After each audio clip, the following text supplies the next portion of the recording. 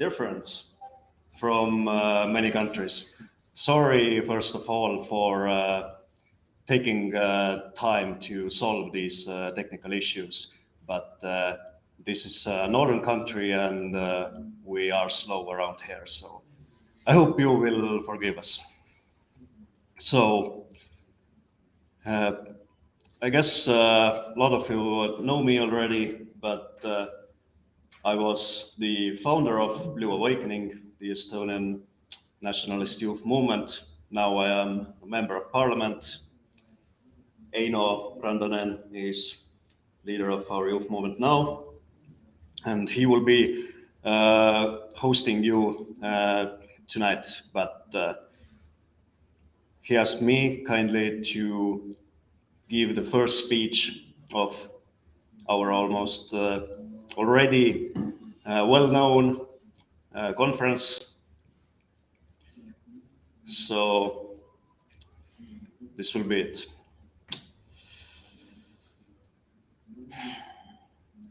The world is breaking. All systems are collapsing. This is the time that ethnofuturists have always predicted. Old systems will inevitably break down so that the new world can be reforged from their constituents. This is the rhythm and dance of history. We see breaking down of the world power structure and a battle between empires and formation of new alliances. These days are crucial for the history of Europe because the heart of Europe, Intermarium, is under attack from both sides, the East and the West. A Russian attack against free Ukraine is a clear attack against European nations, even though many European nations do not understand it yet.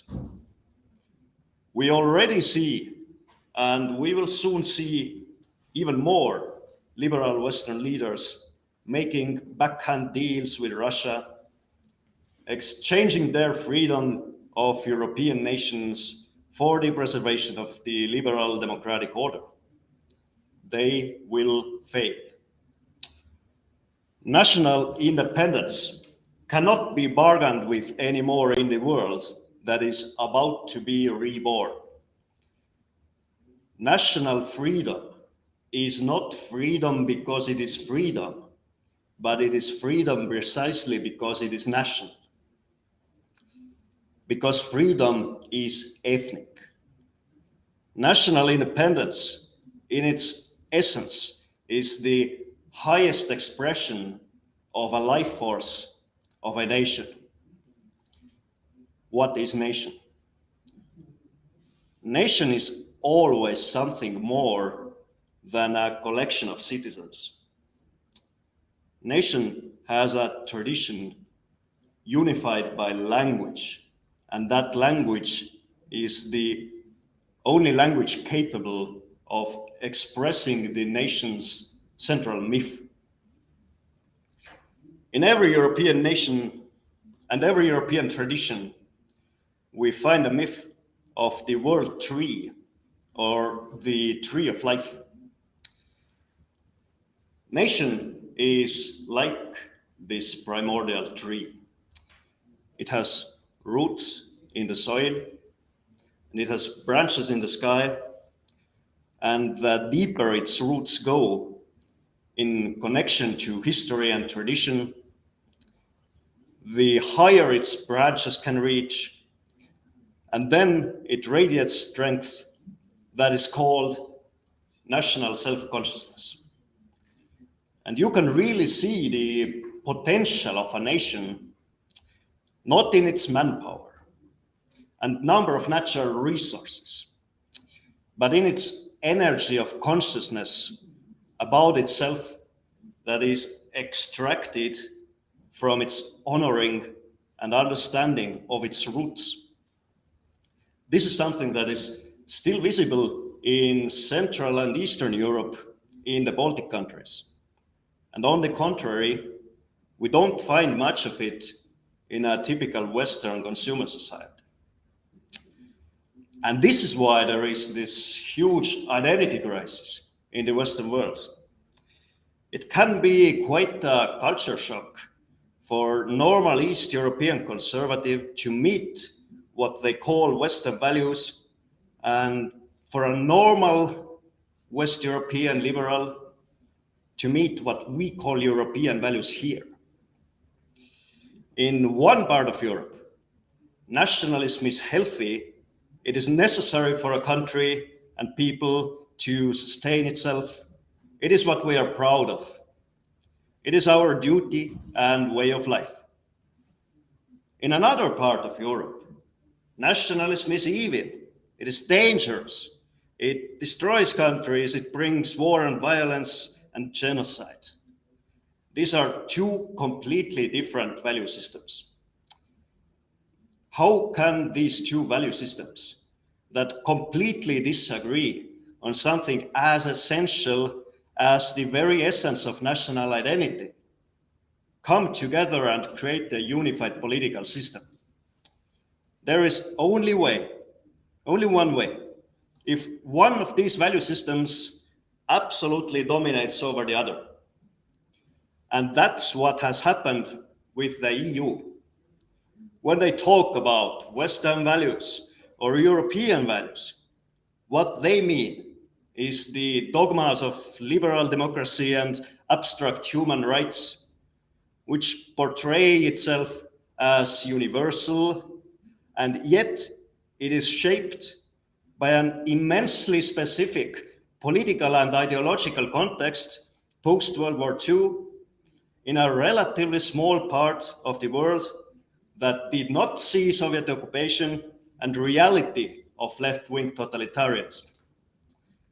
And this is why we are getting now this liberal or social democratic totalitarianism. Because totalitarianism is a clear symptom of an idea system at the end of its life cycle.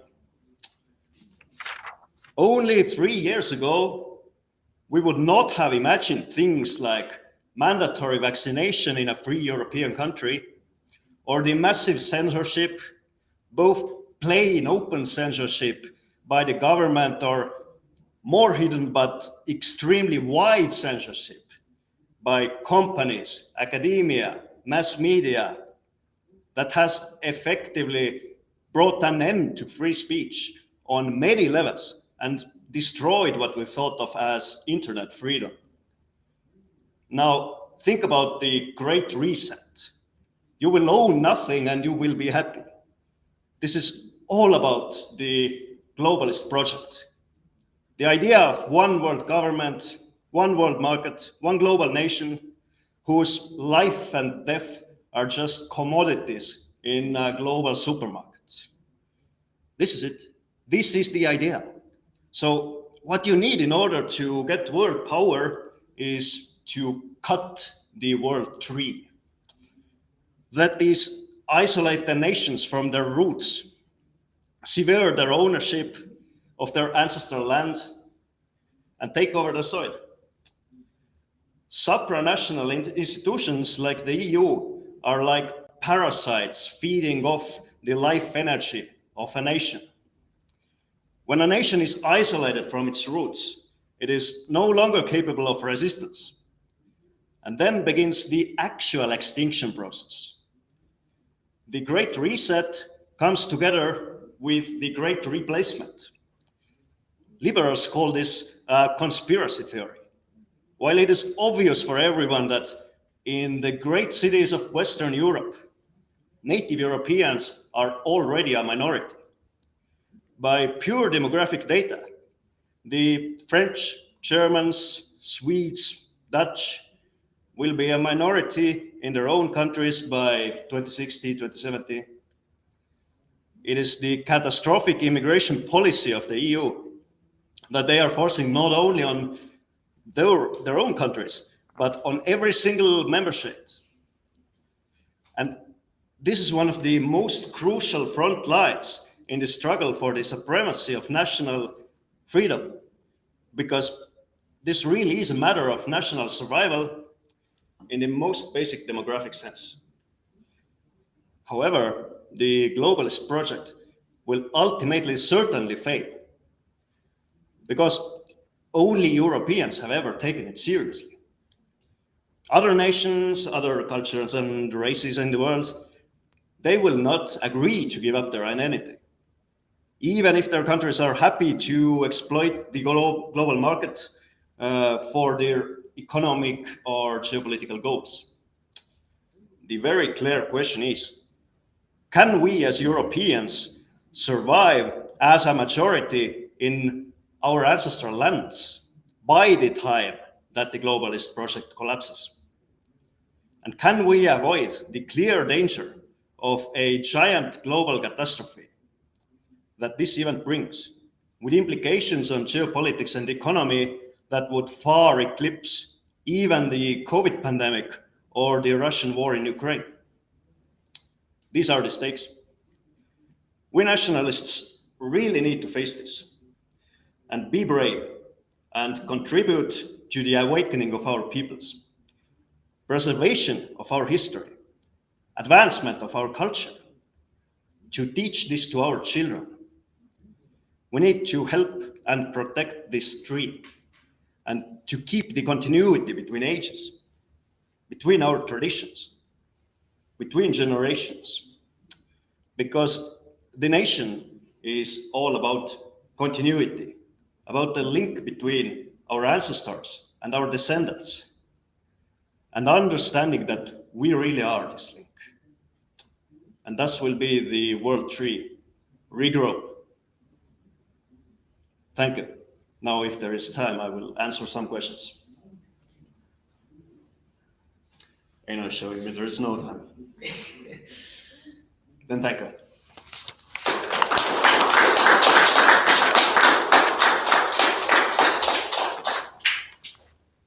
Thank you, Ruben. Again, I do apologize for the slight technical difficulties, and we've had to move up the schedule a bit. But I'd like to thank you, all of our listeners, all of our guests joining us here today. This is the 6th iteration of our annual conference. It's my first time being sort of the head responsible organizer, so it's all a learning experience. I promise next year will be much better and much bigger. But even though we've encountered some of these difficulties, there's been travel restrictions, things like that, I still believe we've managed to provide quite a good lineup for this year as well. And hopefully the ideas exchanged here, the questions, discussions will not only serve as food for thought, but also as an inspiration to most of you. Now, the traditional role of the chairman of Blue Awakening has to give these sort of opening remarks, a recap of the last year, and so forth. But however, this year I will be skipping that and also doing some trailblazing by actually giving a speech of my own. So now, on to business, shall we? Let me start off by saying that the sun always rises in the east. Now, you can interpret this in many ways. It can refer to us in Eastern Europe, which is slowly but surely becoming the bastion of nationalism in Europe. What is east of us is Russia. Regrettably, many of our Western nationalist friends look towards Russia and see it as a defender of European civilization. I do understand this mindset, sort of, and I know where it comes from, and it's mainly due to the fact that these Western European countries lack the same sort of realism and historical experience when it comes to dealing with Russia. And it also mostly comes also from a wholly justified dissatisfaction of Western European peoples towards their ruling classes, which are, of course, part of the liberal hegemony. And also, of course, the nationalist and conservative rhetoric espoused by President Putin.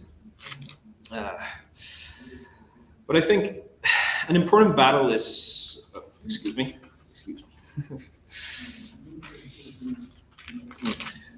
All right, so I'm not going to dismiss Russia as a completely negative force in the sense that, it is fighting against the liberal democratic ideological hegemony. However, in the case of Russia, the negatives vastly outweigh the positives. So both domestically and internationally.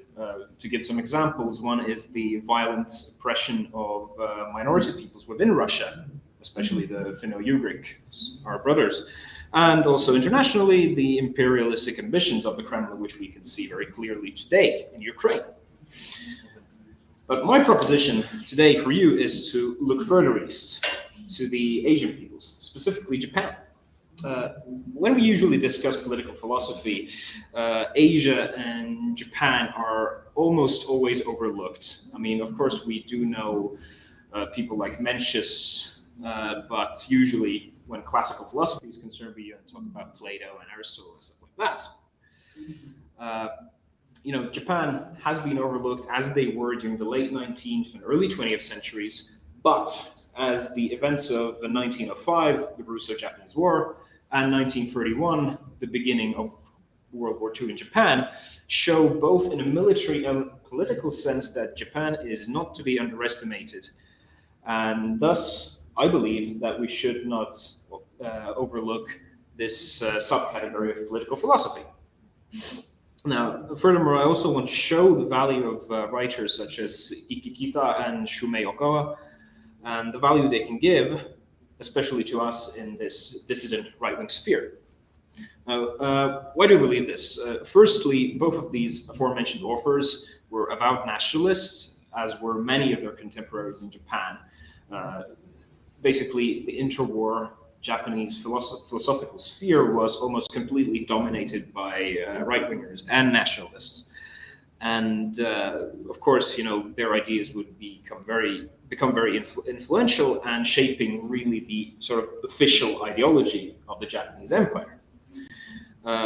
While I think we should be critical of the excesses committed by the Japanese in the name of this ideology, and of course critical of the imperialism that came to replace the ideology of Pan-Asianism, we cannot really dismiss the effectiveness of this ideology in uniting and mobilizing the Japanese national collective. Now, I will try and introduce some key concepts, ideas, people, which I believe have a lot to teach us. Now, I'll start off with probably the most complex of these ideas, but given how it is sort of fundamental to understanding Japanese political thought, especially in the early 20th century, I'm pretty much forced to start there. This concept is known as the kokutai. Roughly translated, kokutai means national essence and can be understood to refer to both the character of the Japanese state, but also the inherent quality and characteristic of the Japanese people, and all of the constituent parts that make up these two things, the nation and the state, meaning things like government institutions, social classes, traditions, etc. Now, if we look for something very similar in Western tradition, I think for most people the concept of body politic will come to mind. Excuse me just a second.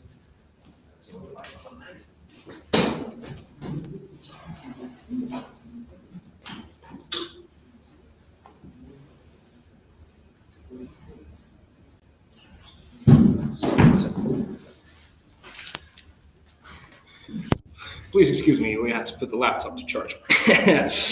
Now, as I said, yes, kokutai is quite strongly related to the concept of body politic in Europe.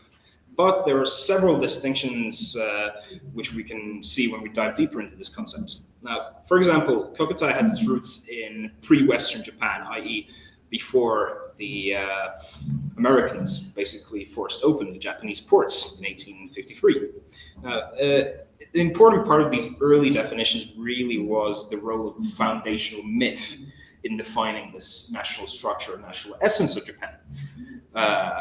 These myths state basically that the Japanese people are the direct descendants of the sun goddess Amaterasu, and they're directly descended from the mythical Emperor Jimmu. For example, like the current Japanese emperors are descended from a more than 2,000-year-old line of emperors. Not only do these two basically create a unbroken chain of tradition upon which the Japanese nation essentially stands, they create this divine mandate for the existence of the Japanese state. So the justification for the existence of the Japanese state and the Japanese people is almost mythological. Now, this already gives us our first very valuable lesson for us, is the value of this foundational national myth. And one of the first theorists to develop this idea of kokutai, Aizawa, he saw that this issue of national unity and the national collective as primarily a spiritual one.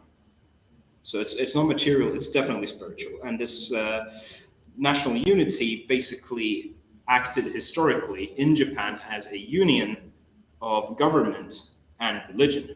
Now, this probably, again, sounds familiar to here in Europe as well, basically the historical unity of nations in Europe, and also this sort of re-establishment of the foundational national myth, which, while not explicitly religious, for example, here in Estonia, is still quite heavily spiritual in nature. It's definitely quite irrational and immaterial.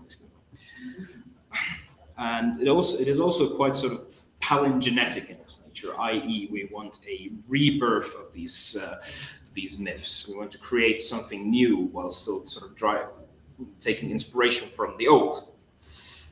Now, another important aspect of the kokutai, which was developed when the constitutional system of Japan was being created, and that is the one between the kokutai and the seitai. So roughly translated, the distinction is between the national essence and the system of government. So in short, kokutai defined what the nation was at its core, and seitai was basically how this nation was run. So think of seitai as being a keyword for system of government. So you have either absolute monarchy, you have constitutional democracy, stuff like that. And the important thing to remember from these ideas is that the seitai, or the system of government, was always meant to be subordinate to the kokutai. So essentially, the system of government only exists to serve this national idea and the national collective. The system of government itself, it's not an idea, it's not an absolute, and should it not fill its purpose to sort of protect this national idea and national consciousness, it must be replaced. And another interesting development from this era is one that basically posits that the concept of kokutai does not really only apply to Japan, but that it also applies to every single nation, i.e. every single nation, may it be Finnish nation, may it be the Estonian nation, may it be any one you can think of, they all have their own national essence. And I think this poses quite an interesting question that I think everyone in sort of our sphere, and everyone who even remotely considers themselves a nationalist, should ask themselves, is that what is the essence of my nation? What comprises it? In the case of Estonia, I think one of the best sort of definitions for what is our national essence is in the preamble of our constitution, which states clearly that the purpose of the Estonian state is to ensure the survival of the Estonian people, the culture, the language through the ages. Now, the last phase in the development of the kokutai is the period between the end of Japanese democracy and the end of World War II, and that by that point, the idea of kokutai, this sort of immutable national essence that should not be changed, had basically become central and would culminate in this interesting thing called the 1925 Peace Preservation Law. And this law, among other things, made the concept of private property completely unassailable, thus outlawing socialism completely. So you were not allowed to espouse ideas that would threaten private property. And also it made altering the kokutai, or altering the national essence or national character of the country, illegal. Now, from here on out, any organization or knowing participant in such an organization which promoted changes to the national essence or structure of Japan would be subject to prosecution by a special secret police. Now, this law was left intentionally ambiguous because, of course, this sort of idea of a national character is quite difficult to define in very strict terms. And of course, to a more liberal-minded listener, I doubt we have quite very many, but still, this may sound like quite an irrational framework for political persecution. But let me put it this way. Disagreements and dialogue are good for a country because, they can be very constructive. They can keep away stagnation. But what truly makes a nation united is an agreement on these basic fundamental building blocks that characterize the country that everything can agree on. For example, let's say in Estonia, yes, we can have different parties. We can have people with different beliefs on things like economics or even social issues. But one thing that sort of everyone should agree on is the unassailability of the supremacy of the Estonian people and the Estonian language and the Estonian culture in this very country. And that is basically the idea of the nation state. Now, furthermore, these ideas are by nature very spiritual, and thus they are by their own character irrational. And I think that's quite important to break free of this dogma of rationality. I mean, firstly, because our opponents are already doing it, and in my opinion, we should fight fire with fire. And secondly, because irrationality actually creates these positive and strengthening concepts. I mean, the Japanese understood this, all of these aforementioned things. Now, just quickly moving on to the second concept I wanted to introduce is the Yamato Damashi, or Yamato Kokoro, which translates as the Japanese spirit or the Japanese heart. So it refers to exactly what you would think, the Japanese spirit.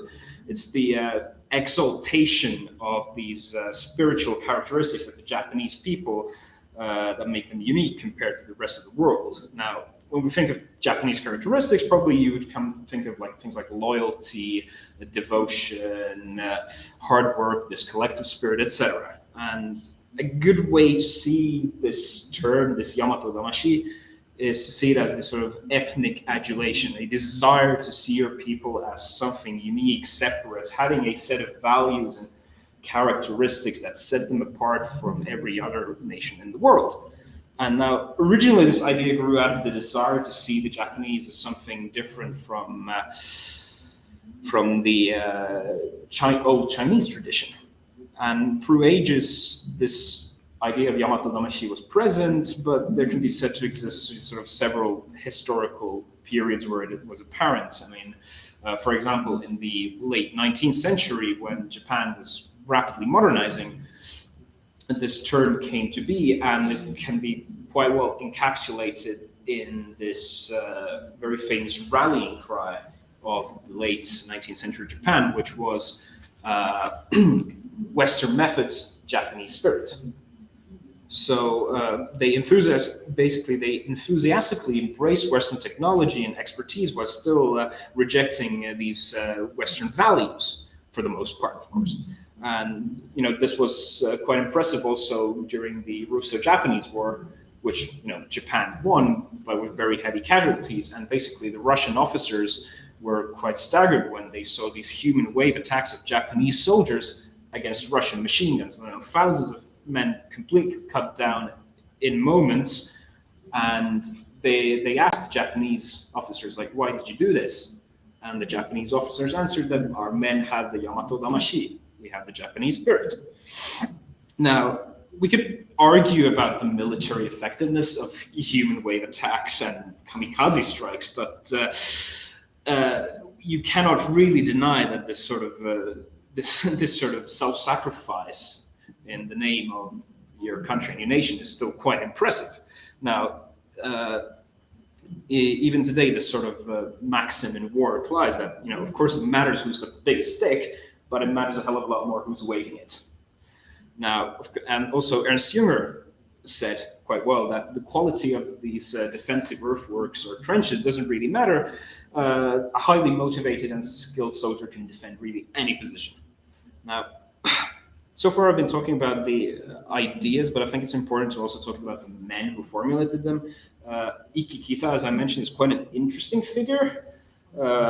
One could call him by many labels. He used to be a socialist, a revolutionary, also a traditionalist in many senses, and a far-right theorist, etc. I mean, Kita was very influential in developing the idea of the Showa restoration. Now, Showa really refers to Emperor Hirohito. And given his socialist roots, Kita really wrote a lot against the power of the powerful industrial conglomerates known as the Zaibatsu, and also the power of the established nobility, how these institutions were corrupt and really prevented national unity and held Japan back. So what the Showa restoration aimed to do was basically sweep away all of these old institutions that were holding Japan back and create a new sort of centralized nationalistic state with the emperor at the top. And this was all done in order to achieve this sort of national unity and national harmony.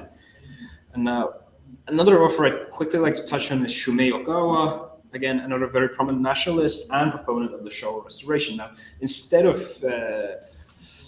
being executed for a military coup like Kita, Ogawa, who also actually orchestrated the military coup, actually became quite a prominent member of the Japanese government, being the head of propaganda.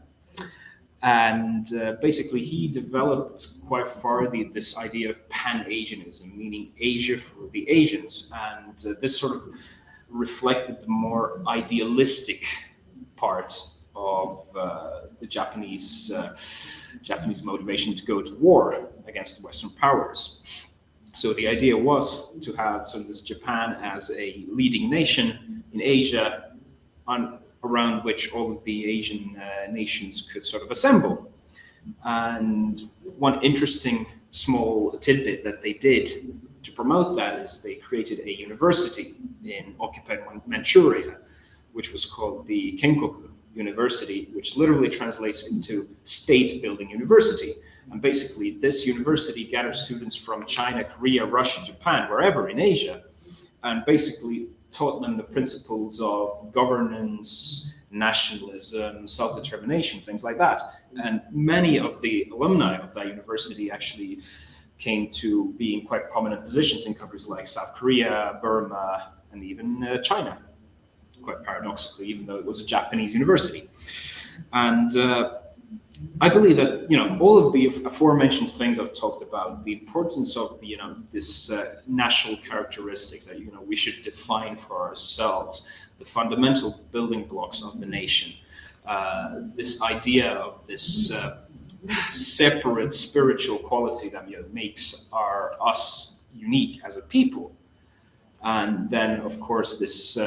For example, for us as Estonians, I believe that the idea of Pan-Asianism could be quite well translated into Pan-Finno-Ugrism.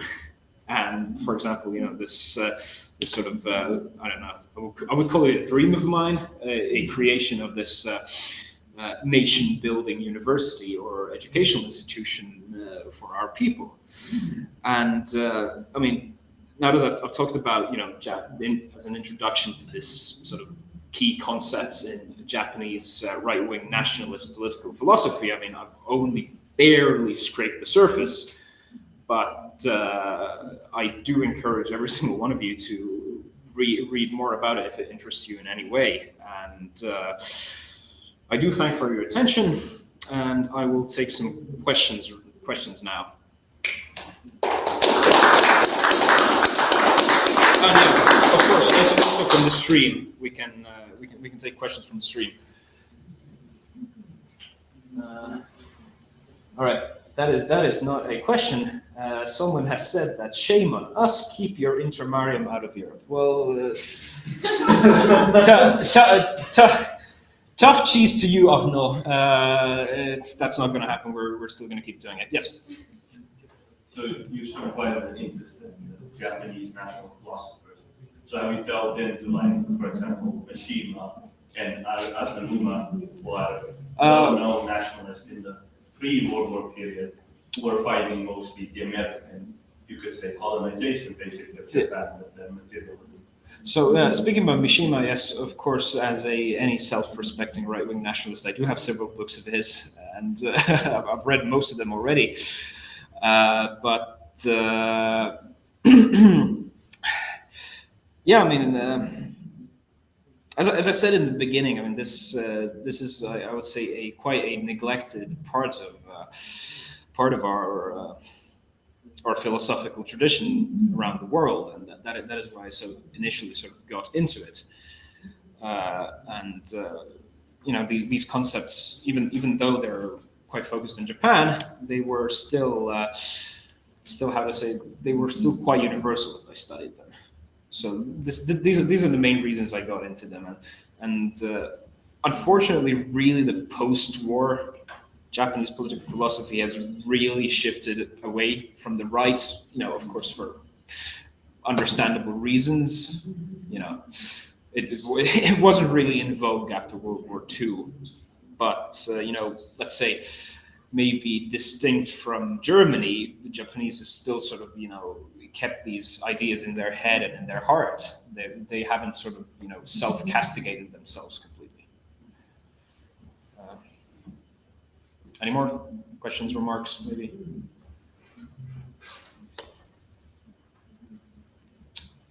If not, I think we're pretty well on schedule, and we can invite our next speaker on.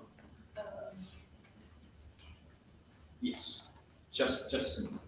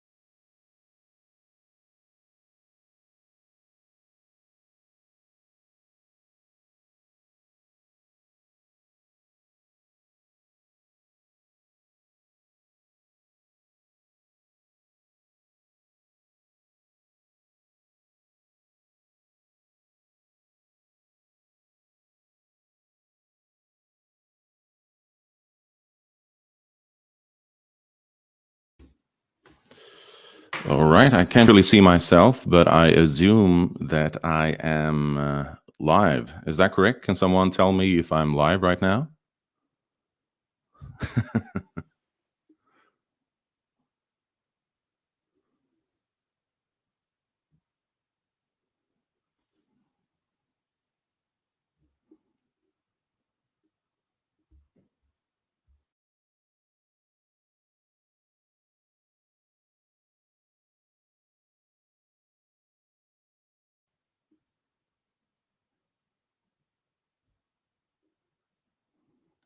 Okay, I got a Okay, I got the green light there. Okay, so my only concern is that I'm not really sure about my internet connection. I'm traveling at the moment. So please tell me if there's any problem with the connection so that I can maybe shut down my video so you just hear the voice or something like that, if there's buffering or if there's any problem like that. So just please let me know if that's the case. First of all, I just want to say thank you so much for inviting me. I regret that I can't be there in person this time. Hopefully that'll be better next time.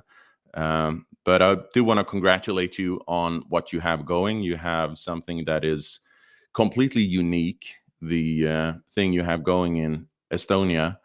And you should really cherish that, because it is unusual that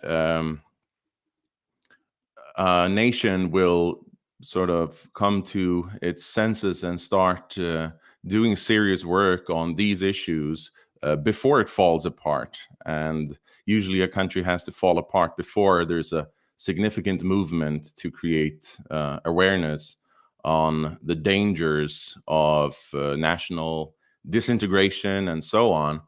And so you really do have a head start, and I do really want to congratulate you on that. And I hope you know that you have something completely unique going on, and that's something that you should be very proud of and never stop doing what you're doing. And I hope that you'll become the largest party in Estonia. And even after you've become the largest party in Estonia, just don't become lazy and let down your guard. Continue improving all the time. That's the only way, because the forces of disintegration and destruction are always waiting at the door, and they're ready to take over as soon as you let down your guard. So always be vigilant. And I know that you are, and that's really something to see, because the rest of Europe, as you know, is really falling apart very quickly. And Estonia is right now an oasis. And so what you're doing is not only for yourself, it's also an oasis and an inspiration to other countries in Europe, that we can look at a nation in Europe that hasn't lost its mind. Now, what I want to talk about today is perhaps not as pertinent for Estonia as for the rest of Europe and for the rest of the West, for Western Europe and America and so on. And I'm going to talk about how we can improve our situation now. And because there is a problem that we have a problem of time horizons, right? We have very long-term goals. And usually that's seen as a positive thing, and it is, in a sense, a positive thing that we have very long-term goals. But in a sense, we have two long-term goals. Our goals are too far into the future, and so I think that they sometimes lack the power to inspire because they're so far away. And I want to talk about how we can start living in the golden age right now. Because I've often said that I don't see our current situation in Western Europe in terms of political election cycles. So I don't see this in terms of a 4-year period. I don't think we can find a solution within a 4-year period. I think what we're looking at is something more similar to a paradigm shift, similar to the conversion of the Roman Empire to Christianity, right? And I know that, yes, there is democratic success. There's success in the democratic process in Estonia, for example. And Estonia is a unique exception, really, to the rule. It's a small country on the edge of Europe. And unfortunately, it's not representative of how things are going in the rest of Europe. And you also have a relatively racially homogeneous country. And that's not typical for other European countries right now either. And that's why I've been saying for many years that what needs to happen in Europe is a paradigm shift akin to what the Roman Empire went through with the conversion to Christianity in the 4th century. And that took centuries. And I'm not really talking about now a return to Christianity or anything like that, but I'm talking about a change on that scale and in that time frame. I mean, it may come sooner, it may take longer, but I think that is the mindset that we should have, that this is a fundamental paradigm shift that needs to happen throughout the West. And we need a revaluation of values, and we need to change our most basic values in society and in our culture. So we need a complete paradigm shift, and such a paradigm shift may take generations because there is no quick fix. And even if some countries may experience something like a Trump phenomenon, right? A Trump-like character, a populist who will energize a sort of a national enthusiasm That might happen. A person like Eric Zemmour might be successful in an election in France, for example, and that will generate a lot of hype in the media and a lot of enthusiasm, and it will energize a form of national enthusiasm. But still, all those phenomena are surface phenomena, and that's what everyone has to understand. That a person like Trump or a person like Zemmour, they might be good for national discourse, but they are surface phenomena. And what we need is something much deeper and much more radical than that. And we need a radical shift in consciousness in our entire civilization and our entire culture. And a deep change takes time, like I said, generations. And in a sense, we don't have time, right? Because we're alive now. I'm alive now. You're alive now. Our children will be alive, after us, and so on. And maybe they will not even experience the change that we need in order to get back on track with our entire civilization, our entire culture in the big picture. And chances are that you only have one life, and maybe you won't live to see that change.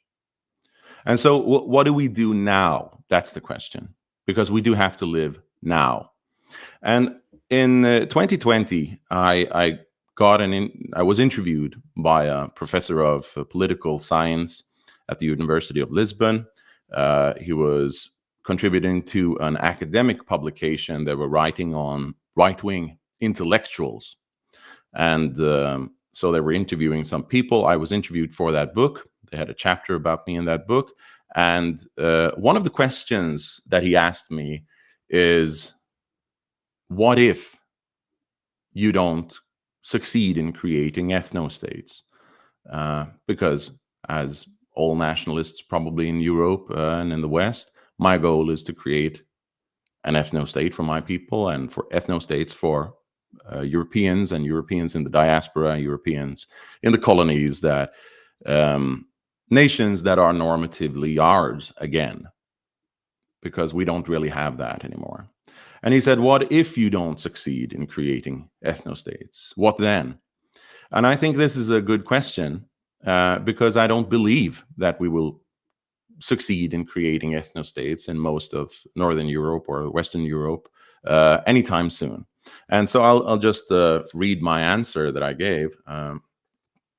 And I said like this. I said, I don't expect the overall political situation in the West to improve significantly in the foreseeable future. Perhaps not even within the next generation. I expect that traditionalists and nationalists will form non-political communities similar to how many religious communities function right now, like Pentecostal communities in Scandinavia or Mormon communities in the US. And I said that in many ways, this is already happening on a larger scale. Nationalists have their jobs and duties like everyone else, but in their free time, they talk online to people who share their values. They go on vacation together. They go to conferences together, dinner together. They go to concerts. They start families together. And that was my answer. And that's what I want to talk about today and right now. And one thing that inspired me to talk about this topic is a book that came out, a more recent book that came out in 2020. So I've wanted to give this talk really for about 2 years because I think that it's more suitable for a conference setting rather than just a video that I do. And now we're getting something in between because I'm not really there in person to give a talk. But still, this is the right setting for it, because I do think that this is probably the big topic that we need to talk about and think about. And the thing that inspired me to talk about this is this book that came out in 2020. It's called Retribalize Now. It's written by Edred Thorson, and that's a pseudonym for Stephen Flowers. I'm not doxing him by saying that. He's quite open with that. But he happens to write certain books under one name and certain books under the other. In any case, the book came out in 2020, and since then I really wanted to talk about it, because I do think that this is the big issue, because I think that there is this long-term goal that we have, and I don't think that I will live to see the results of that, and I don't, perhaps not even my children, perhaps not even my grandchildren. We live in very uncertain times, and so we have to live now. What do we do about this? Right? What do we do about the situation that we're in right now? And the answer to that is retribalization. Retribalization, that we create communities like tribes within our countries, and that's how we live our lives. And I'm going to talk a little bit about some of the characteristics that I envision for such tribes and for such communities. And like I said, I'm quite inspired by this book. It's a very short book. It's under 100 pages, so you can read it quite easily. And it's not the final word on the issue, but it's a very inspiring, thought-inspiring issue. And it's a thought-inspiring book, and it can sort of bring up the right issues that you need to think about in order to move on with a project like that, like creating tribes. Okay, so what do we mean by tribes, right? What do we mean by tribes? Now, Edred Thorson, Stephen Flowers, what he means is something very similar to what was tribes back in the day, and very sort of self-sustaining communities, or communities that have a territory, or they live close together, and so on. Now, I'm suggesting something softer, a softer approach than that. I don't think that is quite realistic yet. And so one of the characteristics of these tribes is that it is strictly non-political. So the tribes are strictly non-political. And I understand that right now it's all quite vague what I mean by what I'm talking about, but I think it's going to become a bit more clear as I keep describing it. It's going to be strictly non-political, and what I mean by that is that it's going to have a completely non-confrontational attitude toward the state. It's going to be non-adversarial. It has no it makes no attempt to influence the political process, right? So it doesn't make an attempt to influence how power works in the state. And that's important. And again, I want to compare this to, for example, free churches. I'll talk from a Scandinavian perspective, but I think all countries have something similar, where you have religious communities, for example, that have their own communities, but they're not political groups. They don't try to take over the state or to dominate the state in any way. So in Sweden, for example, in Scandinavia in general, you usually have the state church, and that's the normie church. Everyone is a part of that. Most people are a part of that, the state Lutheran church in Scandinavia. And then you have free churches. And the free churches could be anything from the Seventh-day Adventists to the Salvation Army, Jehovah's Witnesses, the Methodists, the Mormons, the Pentecostal movement, or the Baptist church. And these communities sort of have a life of their own that overlaps somewhat with the mainstream, but part of it is sort of independent of the mainstream, shall we say. I don't want to compare too much to a thing like the Jehovah's Witnesses, because they tend to have more, that has more of a sort of a cultish connotation. It has more of a cultish. You have more of a cultish association with them. But I want to say that the tribes, because I'm talking about multiple tribes, I'm talking about multiple tribes that will form, and that those are basically communities that celebrate their holidays, their sacred events around the year, like Christmas or other holidays together. They have they probably marry within the group. They probably cooperate around things like childcare, and they have a spiritual cohesion. They believe or they celebrate the same traditions and so on. And some of these tribes will be Christian, some will be Catholic, probably, some will be Protestant, some will be pagan. And so we're talking about multiple tribes within each state. And what is a tribe? A tribe fundamentally is a community of several families, and the size of the tribes can vary. So I'm not going to give you a number of how big the tribes are. But the reason I bring up the free churches is that they are also non-political. Now, if we take America, for example, the Mormons aren't a particularly political group, but you can have a Mormon who is politically involved, like what's his name, Mitt Romney, who ran for president a few years ago. He was a Mormon, and he ran for president. And of course, so you can individuals can be involved in politics, and individuals can be involved in political lobbying and so on.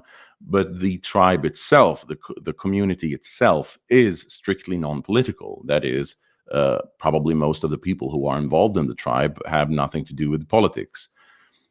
So that is one thing that is very important, that the tribe is strictly political. It doesn't challenge the political power of the state that it exists in. It's like a free church. It's like a religious community in that respect. So it is non-confrontational, non-adversarial toward the state. And it's also mostly non-territorial. Now, I'm going to talk a bit more about what I mean by mostly non-territorial, but it doesn't seek to dominate a territory of its own. It lives within the state or within the country as pretty much everyone else. But there will be, of course, with various tribes, they will have various levels of non-association, or various levels of distance of detachment from the mainstream, right? So you can imagine that groups, sort of like the Amish, some people always talk about going Amish, that certain groups will have will dress in a way that separates them from the mainstream community. They will live in a territory, or live in they will probably have a plot of land where they live together, and they will have a relatively high level of separation from the mainstream society. They will dress in a way so you can see that they are a separate group, and they will live separately. That's probably something that I imagine that is going to be unusual, but that can definitely happen, sort of like the Amish. And then you have groups, say like Orthodox Jews in the West, right? Orthodox Jews, they don't live in a separate territory. They probably have neighborhoods. I mean, you can imagine that there are neighborhoods in New York or somewhere where there's an overrepresentation of them. They like to live in the vicinity of each other, but they don't have a separate territory. But they dress in a way where you can spot them and say that, okay, that's a group that considers itself to be separate from mainstream society, normal society. And so that is another level of separation. And then you can have things like the Baptist church or the Pentecostal movement or something like that in Sweden, probably Mormons in America, where you don't have a separate territory, You don't dress in a way where other people can see that you belong to a specific community. And so you work together with, so quote unquote normies. You work together with normies. You have a normal career. You live in mixed neighborhoods with other people, and it's very discreet. It's a very discreet form of association with a tribal community. So other people can't really see that you belong to a tribal community, but because you have a normal job, you work together with other people, you live together with other people, and you dress like everyone else. But there's probably sort of a minimum level of tribalism, and that would be things like celebrating holidays together, things like having a sort of a community for the everyday challenges of life, like raising families, like raising childcare, like marrying within the group, celebrating holidays together, having living somewhat near each other, even if you don't have a separate territory, but living somewhat near each other. And so you can cooperate and you can have a living community, because if you don't have a living community, it doesn't really count. It doesn't really count. So what I envision is that there will probably be several levels of separation from the mainstream, from, you know, going from the highest level of separation, which is something like the Amish, to the lowest level of separation, which is something like the Baptists or whatever groups that you know, have their own communities, but live like everyone else in society, but they have their own spiritual communities where they gather. So you have those different levels of separation from the mainstream society. And like I said, so it's strictly non-political, it's non-territorial. So, you know, with the exception of those who want to have a plot of land and live a completely separate lifestyle, that may happen, that may not be allowed by the state, by the mainstream society. And it's also largely informal. And what I mean by largely informal, I mean that, sure, just like religious communities, you'll have some people who are members of a religious community, and they pay a fee, and they pay a sort of a tax, or whatever you want to call it. Probably won't call it a tax, but there's you know, like free churches do, they pay something to the community, so for the upkeep and so on. So you have like a formal membership. But I believe that a lot of people will not be formal members of anything. They will simply gather in these groups and be a part of these communities, celebrate these holidays together, and so they will be informal members of living communities. So there are, I mentioned three central characteristics: strictly non-political, non-territorial, mostly, and largely in. So that's how I envision this to happen. Not because I think that there is going to be like strictly traditionalist or nationalist cults popping up, but I think that this sort of very low level of community building will be the way things develop in the future, because since the overall state is not going to change, I don't envision that, you know, the UK or France or Sweden or any other country for that matter, America, will reverse its national policies and start looking out for its own people again, do a complete 180 on that issue. I don't see that happening anytime soon. And so the natural development will be that will be a sense of detachment from the political system, and more looking to ourselves as communities, as non-political communities, as living communities and as spiritual, cultural communities. Now, there's a lot that can be said about tribes and about communities like that. And one thing is about religion.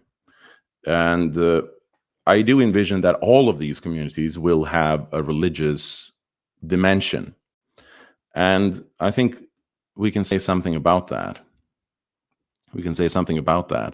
And here, I think we have to make a distinction between the way Christians look upon religion and the way that, traditional pagan, pre-Christian society in Europe looked upon religion. The Christians look upon religion in terms of belief, right? You have to believe the right thing. That is, it's something that's going on inside your head that has to be the right thing. And you have to believe a certain way to be a part of this community. Whereas pre-Christian pagan communities was more about practice. It was more about you're a part of this community and you're participating in the community, and that is how you belong to this religious community. Whereas your beliefs are something more private. That's something that's up to you. That's something that we can't control. And I think that's really how these things will develop, because, well, there's a lot of people who are atheists today who don't believe in any religion particularly, and I think that's fine. I think that the way that our ancestors looked upon this was that if you participate in the religious, to do that, you're trouble in a way. I mean, what are you, a sociopath? Don't you want to be a part of the community? Are you sort of there's something strange about people like that, and in a sense that they can't be trusted, right? So I think that is more how religion worked, is a common practice. It's rituals, it's things like that that simply signal that you belong to a community, and then what you actually believe is more your private matter. So in that sense, I do believe that all such communities will be like religious communities. They will celebrate the holidays together. They will have a sort of a spiritual connection with each other. That's how, which tribe are you going to belong to? Well, it's going to be the ones that you can relate to the most on that level. I think that's mostly how they will be defined. And then another very important point to be made about tribes is that the tribe has no purpose outside of itself. So the tribe has no purpose outside of itself. So if you think about an organization, like a business organization or something like that, it always has a purpose to do something, to sell something, or to create something else, a service or whatever. Or you can think of an organization like the World Economic Forum. They have a purpose to change the world, and they have like an agenda, an ideology, and so on how they will change. How they will change society beyond themselves. I mean, the World Economic Forum isn't just organized in order to change the World Economic Forum. No, that would be pointless for their purposes, because they want to change society around themselves. That's not true for the tribe.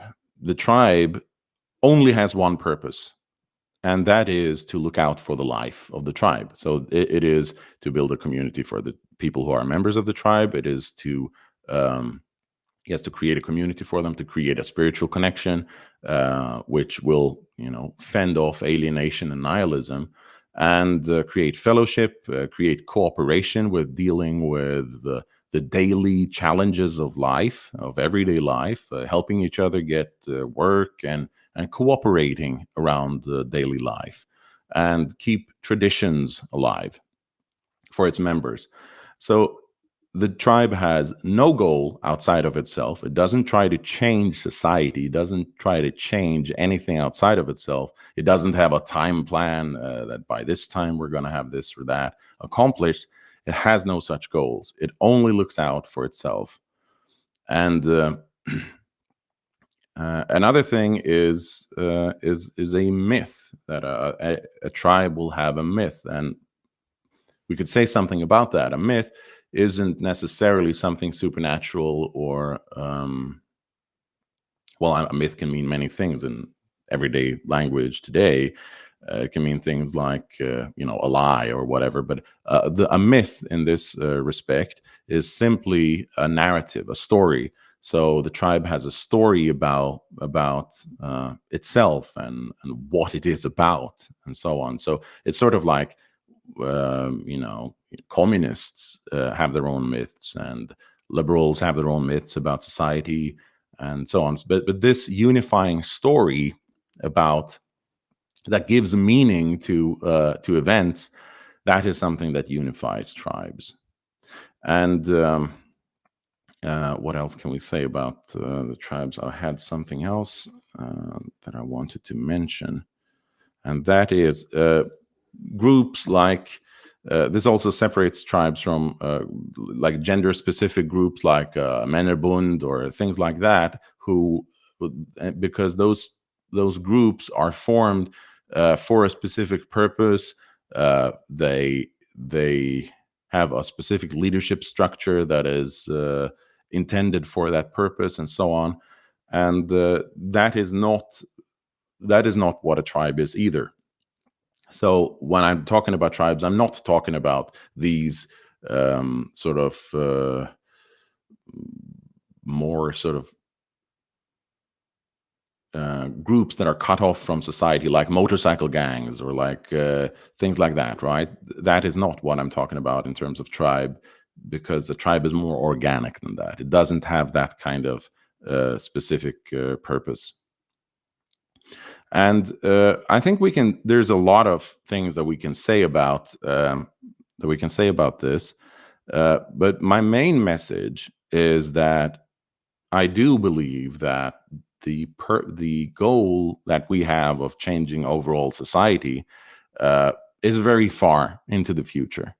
And it's something that I don't imagine that I will live to see the results of. And I don't even believe that my children will see the results of that. And okay, yes, we can go to questions very soon. I don't believe that my children will see the results of that. And so we have something that's very far in the future. So how do we live now? Well, I do think that we will organically go in the direction of non-political communities that simply live together. And another point that I want to make, and then we'll go to questions, is that some people might. I can imagine that some listener might hear this and say that this sounds like a sort of a plan B. That okay, so you don't think we can actually change overall society, so we'll just opt out and mind our own business. But I don't believe that. I don't believe that it's a plan B. I think this is the plan A, because even if you can imagine that, a country like Sweden or a country like England or France will start reversing migration policies tomorrow, and will go back to something more like a more ethnically homogeneous society. Well, we're still not part of the same tribe as the sort of the radical left, or many of these sort of globalist utopians or so on. They have a different culture, and we have a culture of our own.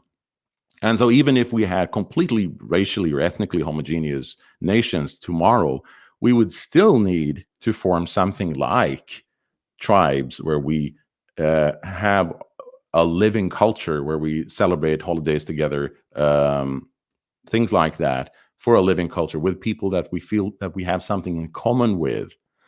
And so this is not a plan B. This is something that is very relevant, irrespective of the overall political changes in society. This is something that we need, because this is how human beings have evolved, and this is how we are. This is how our society has functioned for the longest time in our evolutionary history. We are tribal creatures, and so this speech ties in with the talk that I gave last year on the previous edition of this conference about the tribal conquest of Earth, that human beings are hardwired to live in tribes. We're not hardwired to live in multi-million megacities. We're hardwired to live in smaller communities where we have a culture in common and where we have a lot more in common than we have with the sort of individualized, globalized world that we have now. And so there's any amount of things that can be said about this topic, but I'll leave it there, and then we can go to questions. Are there any questions?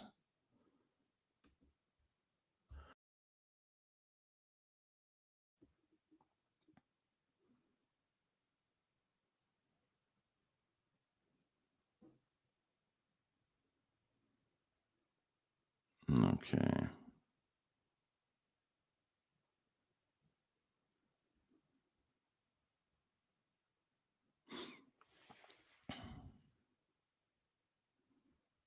Have you looked into pillarization as has existed in the Netherlands or Belgium? These pillars did have a political involvement, unlike the tribes you describe. No, I haven't really looked into that, so not really. And like I said, I think it's absolutely essential that tribes are non-political and have a completely non-adversarial relationship to the state and to the political powers, because the political powers that we have are just paranoid, and so I do think that a very low-key, low level of just non-political community building, that's how we can have something akin to a normal and good and healthy lifestyle for our own people right now, that we don't have to wait for. Okay, is there any other question? Okay, do you think it's useful for people living in Britain, France, etc., to relocate to more ethnically homogeneous countries such as Estonia, Poland, etc.? Well, some people might want to do that, absolutely. But my point is that even if you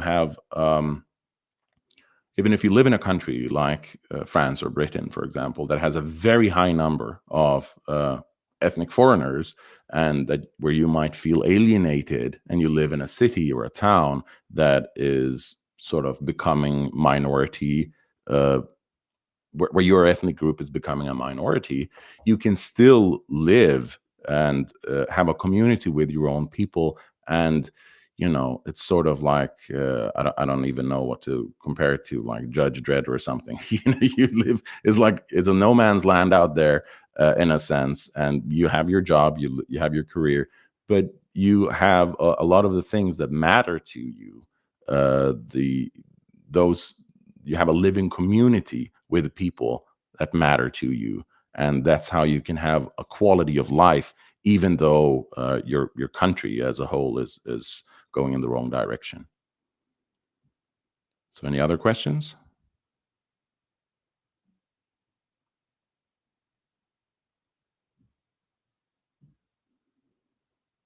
All right. It seems like we don't.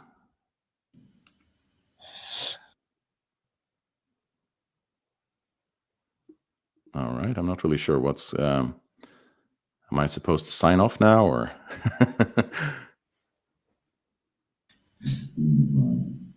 Okay, now, yes, excellent.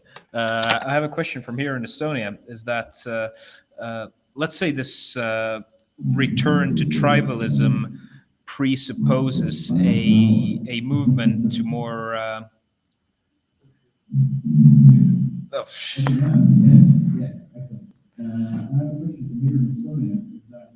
So yes, my point is that.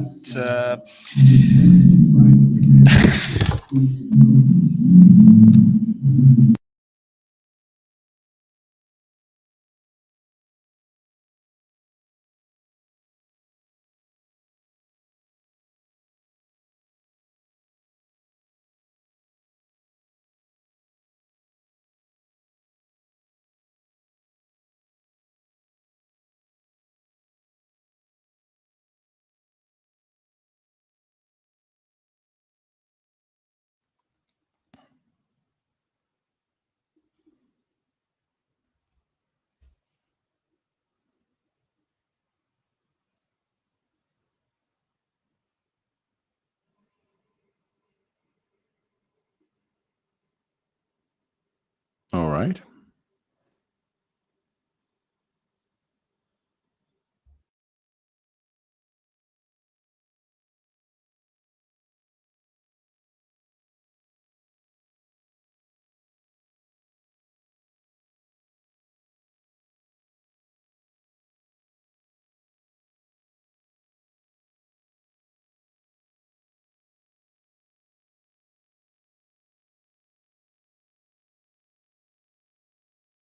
All right. It seems like there are no more questions. Well, thank you so much for inviting me.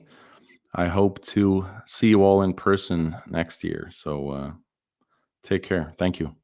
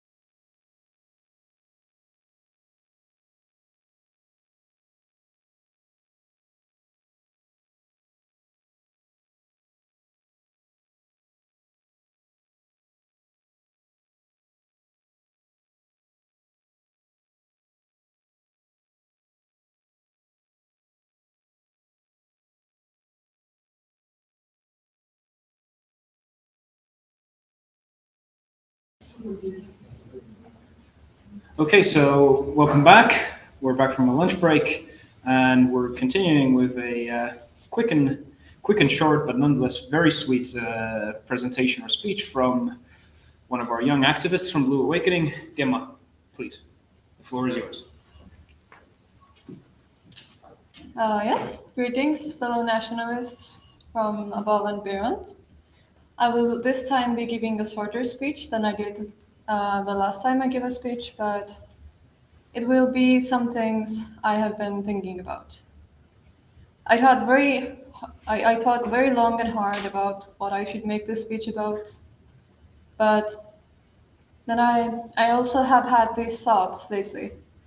I thought among the current chaos of the world, I have often found myself thinking about hope and what it takes to fight for a cause as we do. What it is that drives us and gives power to move forward with our cause. It takes three very important things. The first one is faith. Faith in our fundamental values, trusting in them to never falter, never fail us, and keep us strong on our journey. Faith in God and the good in the world that gives you an immeasurable pillar of strength to face your obstacles and do whatever evils and face whatever evils you may come across. And then the other is hope. The immovable hope that will spark your energy when times are bleak. It gives you the ability to move on even when you feel discouraged or beaten, to keep fighting and working for your goals. And the most important one is love. Love that you have in your heart and your soul for your family and friends, your country, your people, and the beauty in the world. Love for nature and everything that is alive, and love for your ancestors and everything that is part of the cycle of life and death. Without it, you are fighting for nothing. Because our fight is not a political one, it is an existential one.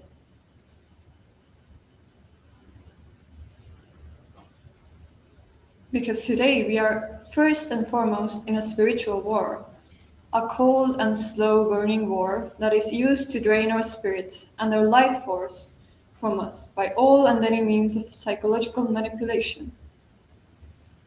To make our spirits so weak that we will not have the strength to defend ourselves when they invade us. The spiritual warfare creates people that are hollow on the inside and have no faith and no hope. No higher purpose or belief that gives them a reason to live. Their souls feel lost, directionless, and are losing their roots, and that hollowness is then filled with modern consumerism. As Rubens said, a tree cannot flourish without its roots, neither can a flower bloom without its roots. And as humans and a nation, we are the same. What are you fighting for? What would you lie down your life and dedicate your spirit to? When I ask myself that question, I think of the land that birthed Estonians. I think of the forests, the fields, the rivers, the sea that has nurtured us for thousands of years. I think of how it has shaped our people and nurtured us, and how we have shaped the land, how we are essentially one with it, protectors of it, It is the sacred land that has birthed beautiful souls as poets, musicians, artists, and creators in all fields, inspired countless writers in the same spirit we hold here today. We are holding that same creative spirit, that life force, that spark in our eyes, that turns into a bright hot flame when we light our torches tomorrow and raise our flags in the name of our country, our fatherland. We must uphold that spirit with morals, honesty, honor. We must be above the fear-mongering of the globalists and pursue our mission with a pure heart and strong will, and not stray on the path of deceit and lies, as the opposite side has. Then we would just be no better. This is what every one of us should keep in mind when pursuing a place in politics, because politics is only a means to an end. When I think of Blue Awakening, I think of it as a cultural and spiritual movement before I think of it as a political movement. It is something that surpasses politics and is involved in the very core, subconscious of the nation. It is a movement formed in a time when we need it the most, to bring together young, talented people, energetic people, with the ability to change the course of our nation's history. We are not only keeping our traditions, conserving them. Our goal is to continue them and connect them with the future. And we must be uncompromising in our values and beliefs. When I think of each of you in this room, I see also that same spark. I also see the vibrant life force, and I see creative souls waiting to find what you really want to do, how to contribute to the awakening of your nations, how to make a good future for your children and our land. We must just find that drive in us, keep faith in our hearts, always. Thank you.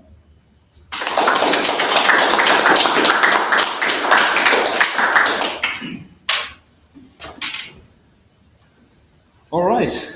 Thank you for that inspirational speech, Gemma. Now, as I see our next guest has already arrived, we're going to be moving a bit forward on our schedule, slightly earlier than anticipated. But without further ado, I would like to welcome Olena Semeniaka of the Intermarium support group, and I will put her onto the big stage in a few moments.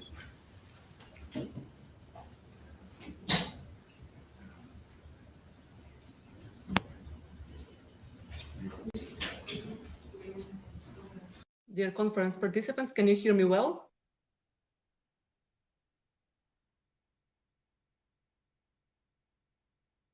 May I start my conversation with you? Please give me a feedback.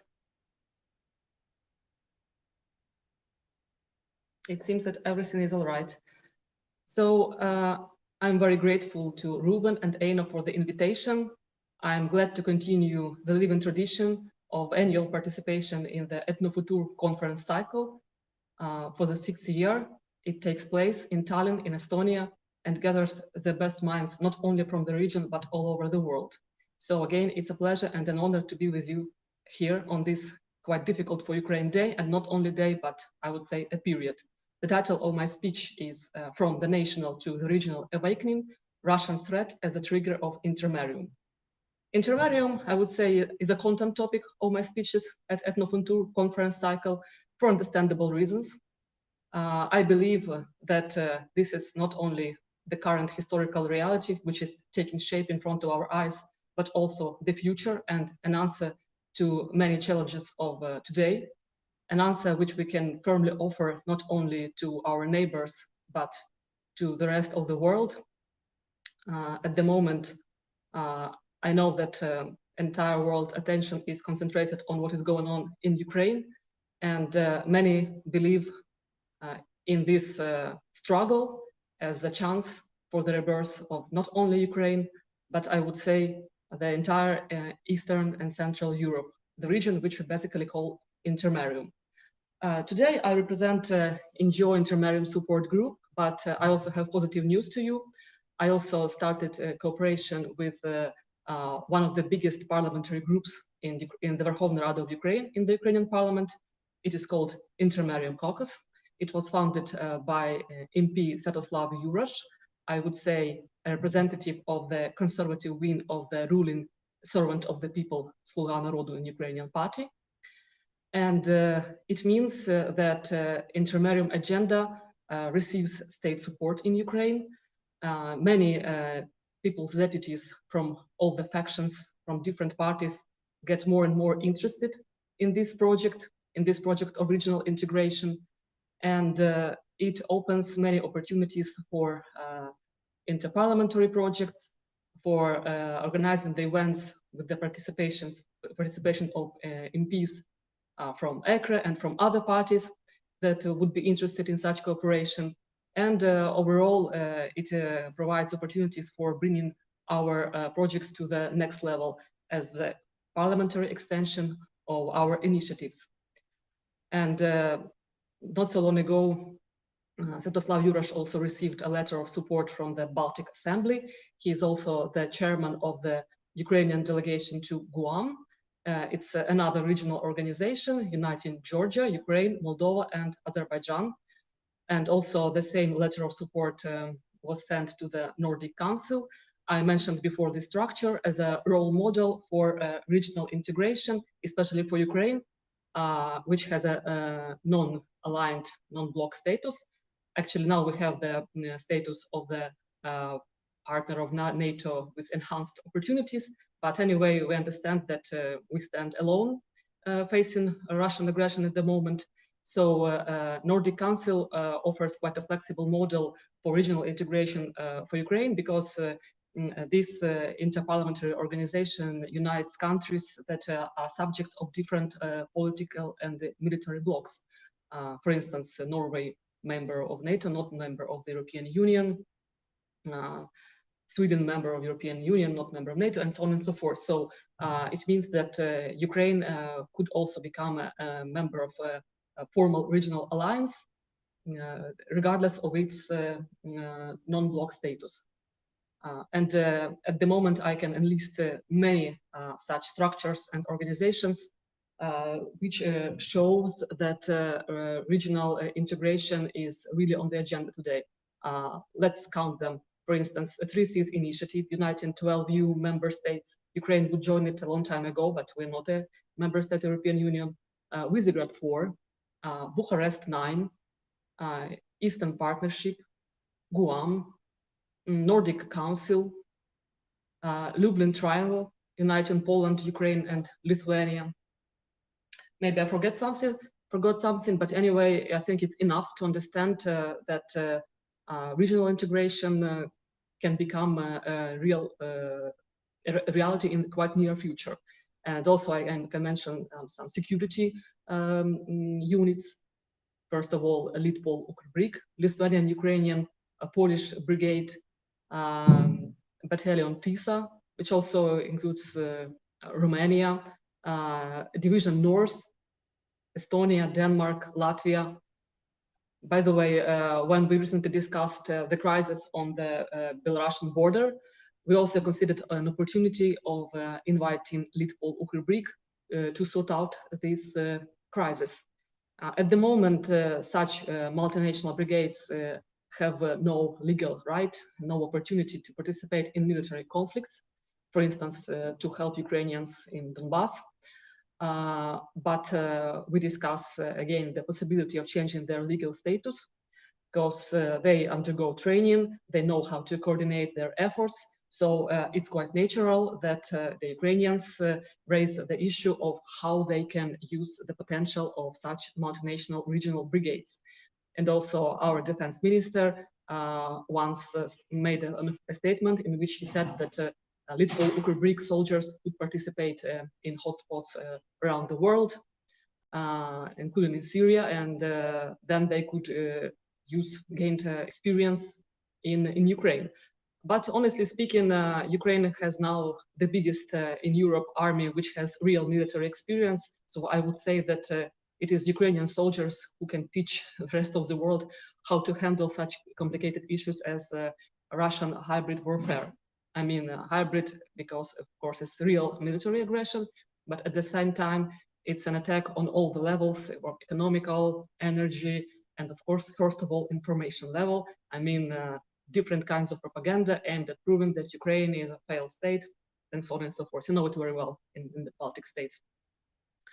So even NATO instructors, Canadian instructors who managed to come to Ukraine, they also admitted that it is them who learn from the Ukrainian soldiers and officers, not vice versa. So it means that such multinational brigades should, in my opinion, change their legal status.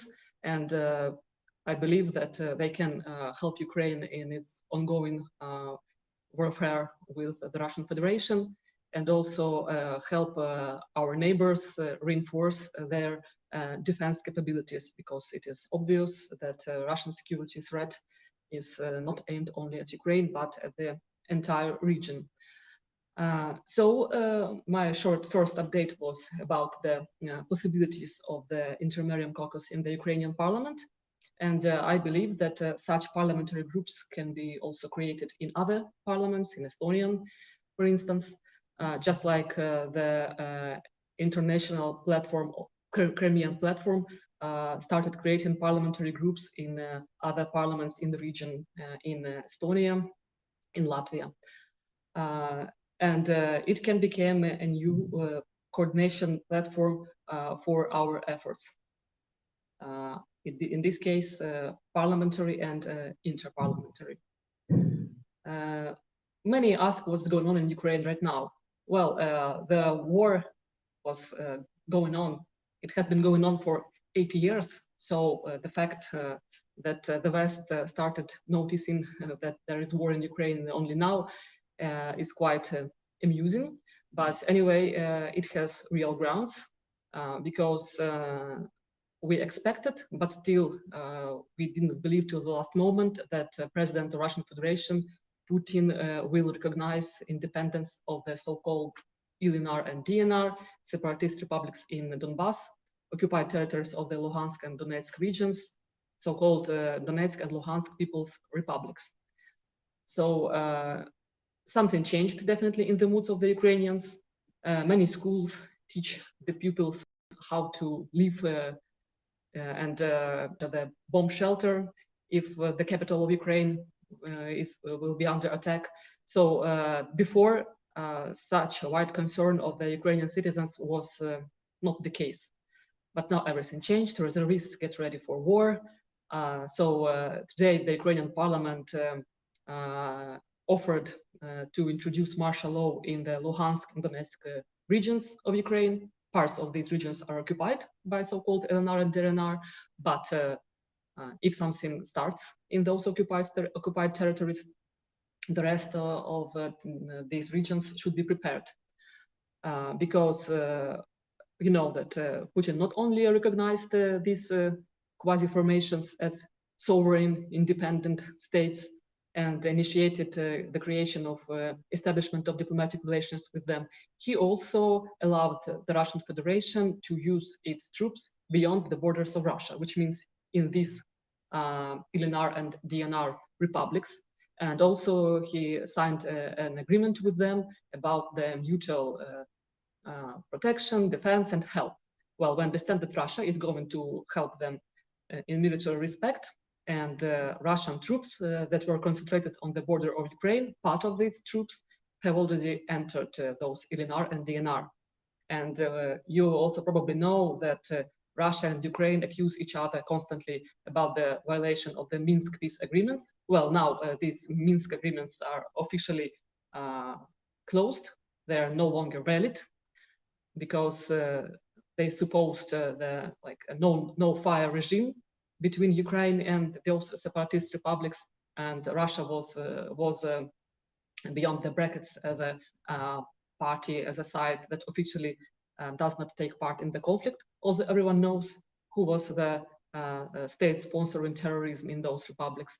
But anyway, now after Russia has recognized independence of these LNR and DNR, Minsk peace agreements no longer exist.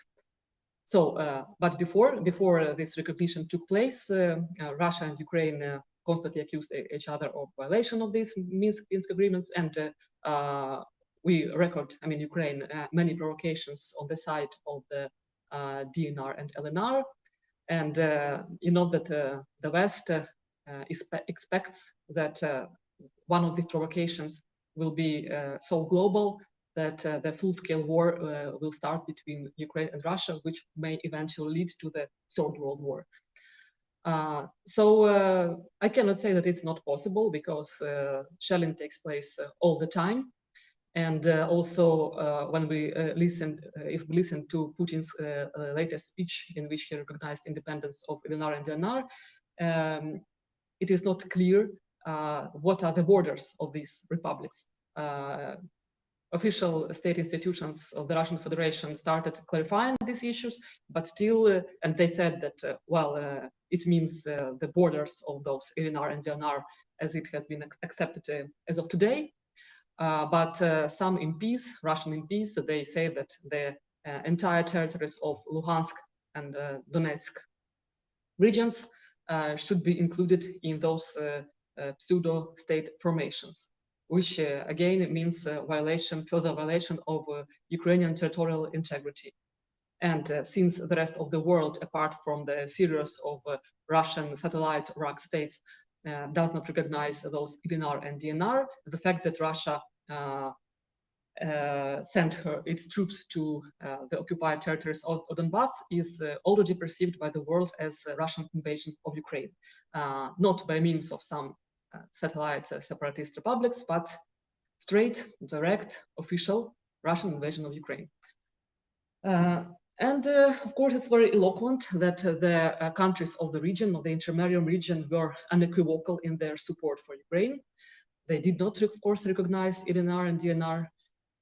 There are some states that are supposed to be Russian allies or more or less friendly to Russia due to gas trade, energy dependence, or some other issues. For instance, Hungary, at first, it was hesitant to support the rest of the world in its condemnation of Putin's move, but then Prime Minister Viktor Orban made it clear that Hungary supports Western sanctions. And criticism of Putin's decree. Serbia, also not even brother of Russian people, as it is often considered on the international arena. Vučić said that, yes, he's shocked by such developments, and it's a very complicated situation, and it may lead to similar developments in the Western Balkans. But probably he remembers very well that Ukraine didn't recognize independence of Kosovo, so he knows that if he supports Russia 100%, it may also entail quite complicated consequences for Serbia. Kazakhstan, after this kind of half cup, half revolution, which we witnessed not so long ago, also did not support independence of LNR and so-called LNR and DNR. And when we talk about countries like Poland and Baltic states, of course, they were the most enthusiastic in their support for Ukraine. As for the rest of the world, well, we understand that the position of the United States, France, Germany, Italy is also totally pro-Ukraine. China, which is not surprising, but still, of course, it called for peaceful settlement of the conflict, diplomatic solutions. But China, again, officially did not recognize independence of these republics. India, Brazil, also we're talking about peaceful solutions, diplomatic decisions, and countries like Japan we know the story with the Kuril Islands, the northern territories of Japan.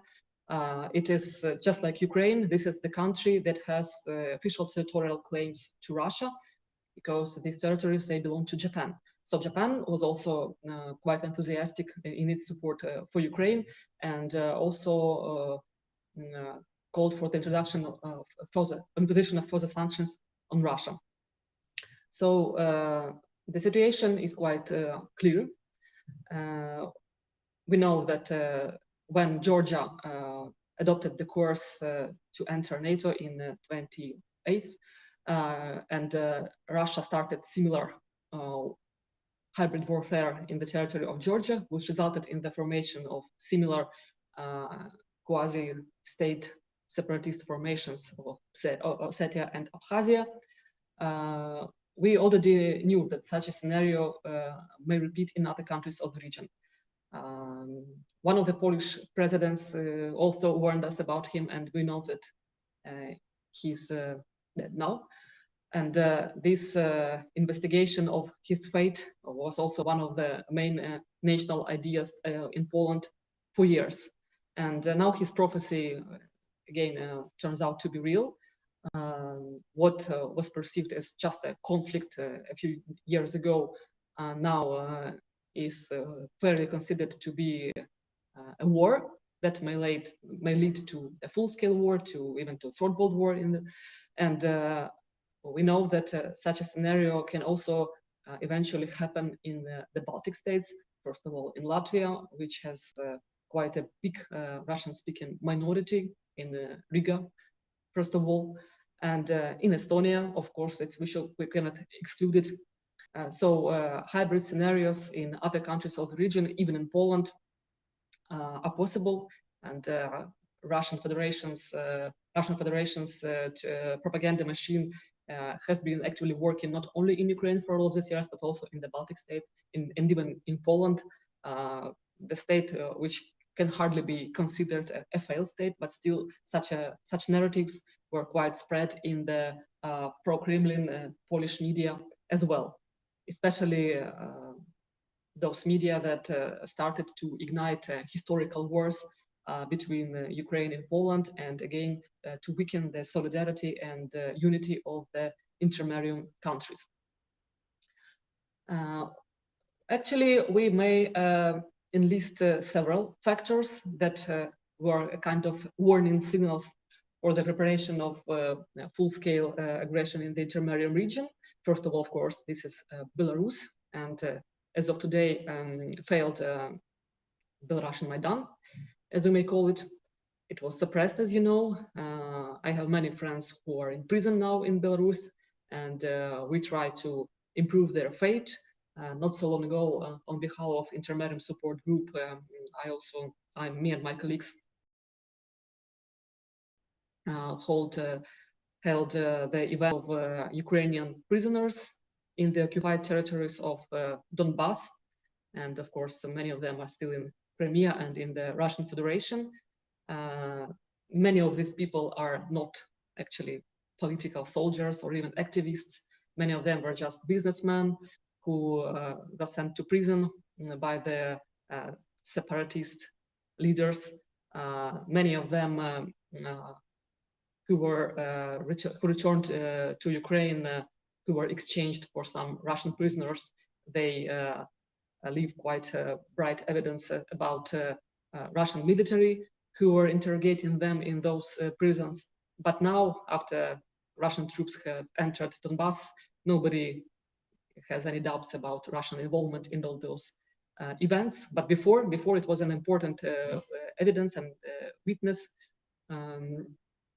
Many witnesses who could officially prove that there is involvement of Russian military and political personnel in the developments in occupied territories of Donbass.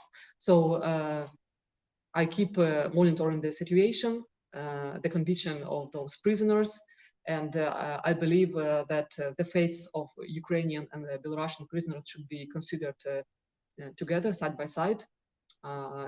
It's a good practice that many Belarusian political prisoners have defenders in the European Parliament, those who constantly remind their colleagues that there are people who are in prison, who received huge sentences, and something should be done about it. I believe that Ukrainian prisoners should also be mentioned in all those official meetings of the European Council and the European Parliament in general. And I will also keep you updated about the steps that were taken in this direction. There is an International Day of Ukrainian prisoners in Russia, February 24th, I think. So, of course, we don't forget about it. Failed Russian revolution, Belarusian revolution. It was an important signal that Russia is going to take further steps in the region. You know the story about the so-called Union State, according to which Belarus, in fact, becomes the subject of the Russian Federation. They hold a military training at the border of Ukraine together, and there is not such a big distance to the capital of Ukraine, Kiev, from the Ukrainian and Belarusian border. So, in fact, we lost Belarus as an important member of Intermarium Alliance, and now its territory is used by Russia as its own range, military range, which is open anytime for any hybrid scenarios aimed against Ukraine. Before, Lukashenko was trying at least to pretend to be neutral. Minsk agreements were also initiated and supported by Belarus, but now it is also clear that Belarus, at least for a decade, is lost for integration processes in the region, and we also understand that Russia started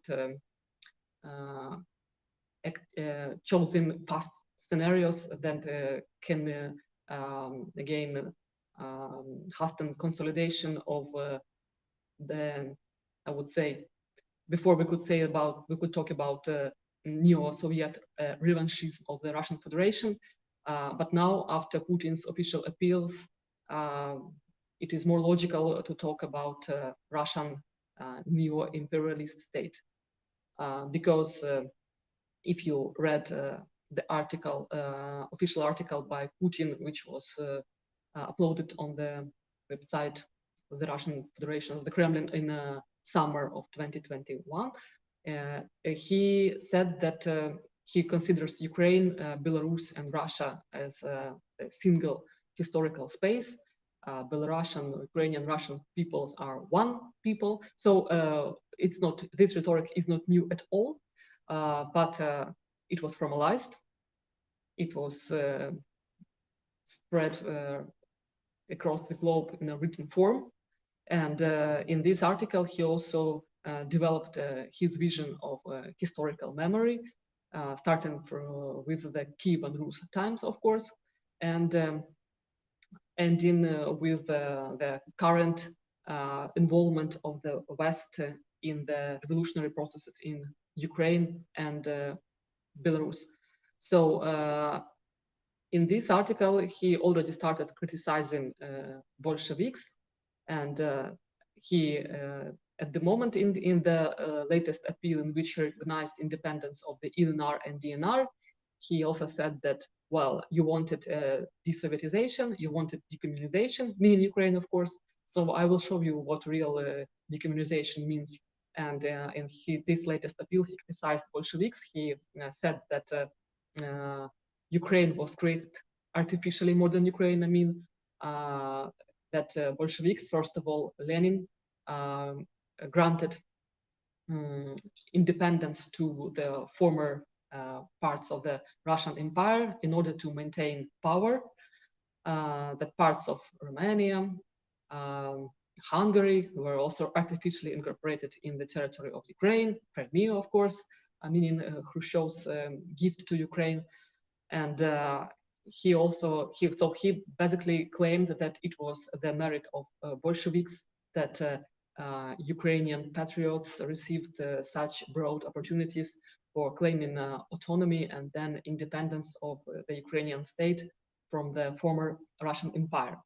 So such trends have been already palpable in that historical article that summarized developments in the Belarusian Maidan, Belarusian Revolution. It was the first warning signal to us. The second, of course, was the certification of the Nord Stream 2 bypassing the territory of Ukraine. Many Ukrainians were shocked that Germany supported Nord Stream 2, and especially shocked when Biden also gave a green light to it.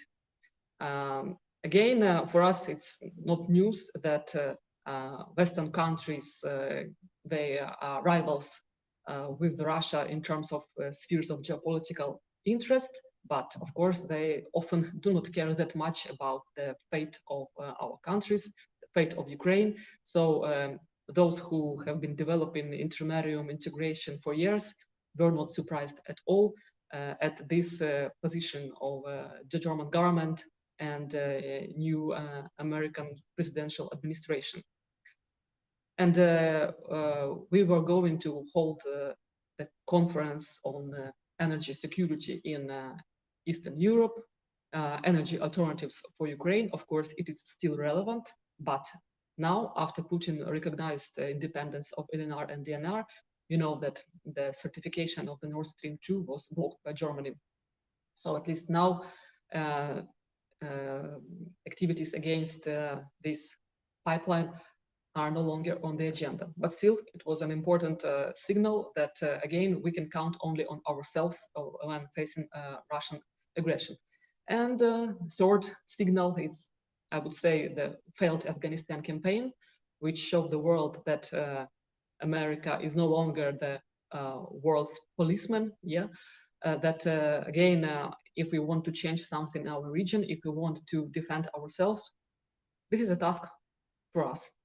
And no Western alliances can fight for us when we face Russian aggression or any other threats like that in the future.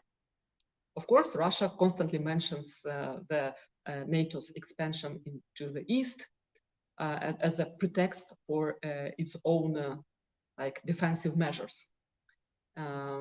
Again, Ukraine is not a part of NATO.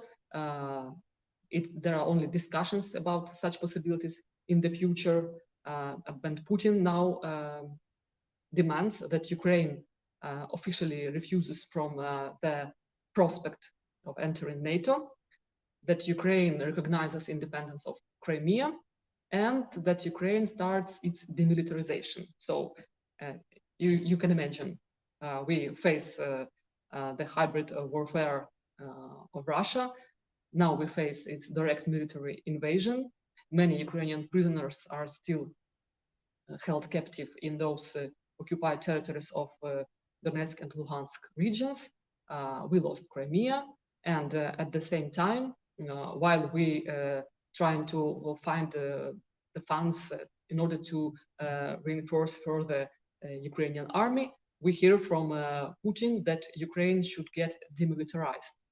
I wonder to what extent. So as you see, such demands are completely unrealistic. And again, the official reason for military aggression on the part of the Russian Federation is that Ukraine considers an opportunity of entering NATO in the future.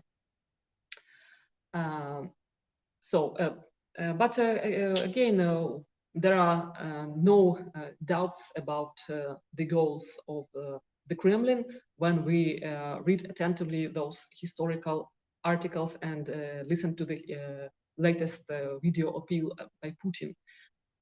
It's quite these documents are quite interesting because we do not face some kind of economic agenda or some superficial geopolitical speculations. No, Putin offers us quite a coherent historical view according to which Ukraine has never had any real traditions of statehood. And of course, you may firmly substitute Ukraine with the title of any Baltic state or any other country of the region, because Putin will develop such a narrative regardless of whether it's Ukraine or Estonia or Lithuania. We understand that there is only one country in the region that has real traditions of statehood, and this is Russia, and all the others are just a kind of buffer zone, a kind of puppets of the West, and so on and so forth. You may find these articles, translations of these articles and appeals in English. And yes, Putin makes it clear that we were together when we talk about Ukraine, Belarus, and Russia. Then the Grand Duchy of Lithuania, like western part of this world, fell under influence of the West, Catholicism, and the results of this split are still visible in Ukraine's division into West and East Ukraine. East Ukraine is striving towards Russia, whereas West Ukraine is striving towards the West. Again, it's not true. Many Russian-speaking Ukrainians identify themselves as Ukrainians, and we cannot say that they are extremely pro-Western. They care about Ukrainian fate, and they do not fall under these fake dichotomies imposed by Putin. But anyway, his central statement is that there are no real tradition of statehood, and you have only one choice. Either you're a subject of the Russian Federation or a friendly state that fulfills strategical demands of the Russian Federation, or you're a Western puppet that can be a playground for the hybrid warfare because you have no value on your own. So in our case, I mean, Ukraine, I would say that such a quick historical challenge is a kind of, well, not blessing, but again, the kind of opportunity to overcome this crisis and to achieve long anticipated national rebirth, because again, we have no choice. So we have no time to think, we have to act. And it's quite good that again, Putin formalized and made official and public everything we have suspected before. So we have official geopolitical doctrine of the Russian Federation, official policy of historical memory, which denies national identity and tradition of statehood of Ukraine and potentially all the other regions, countries. And Ukraine now face official military aggression of the neighbor. So what can we do now?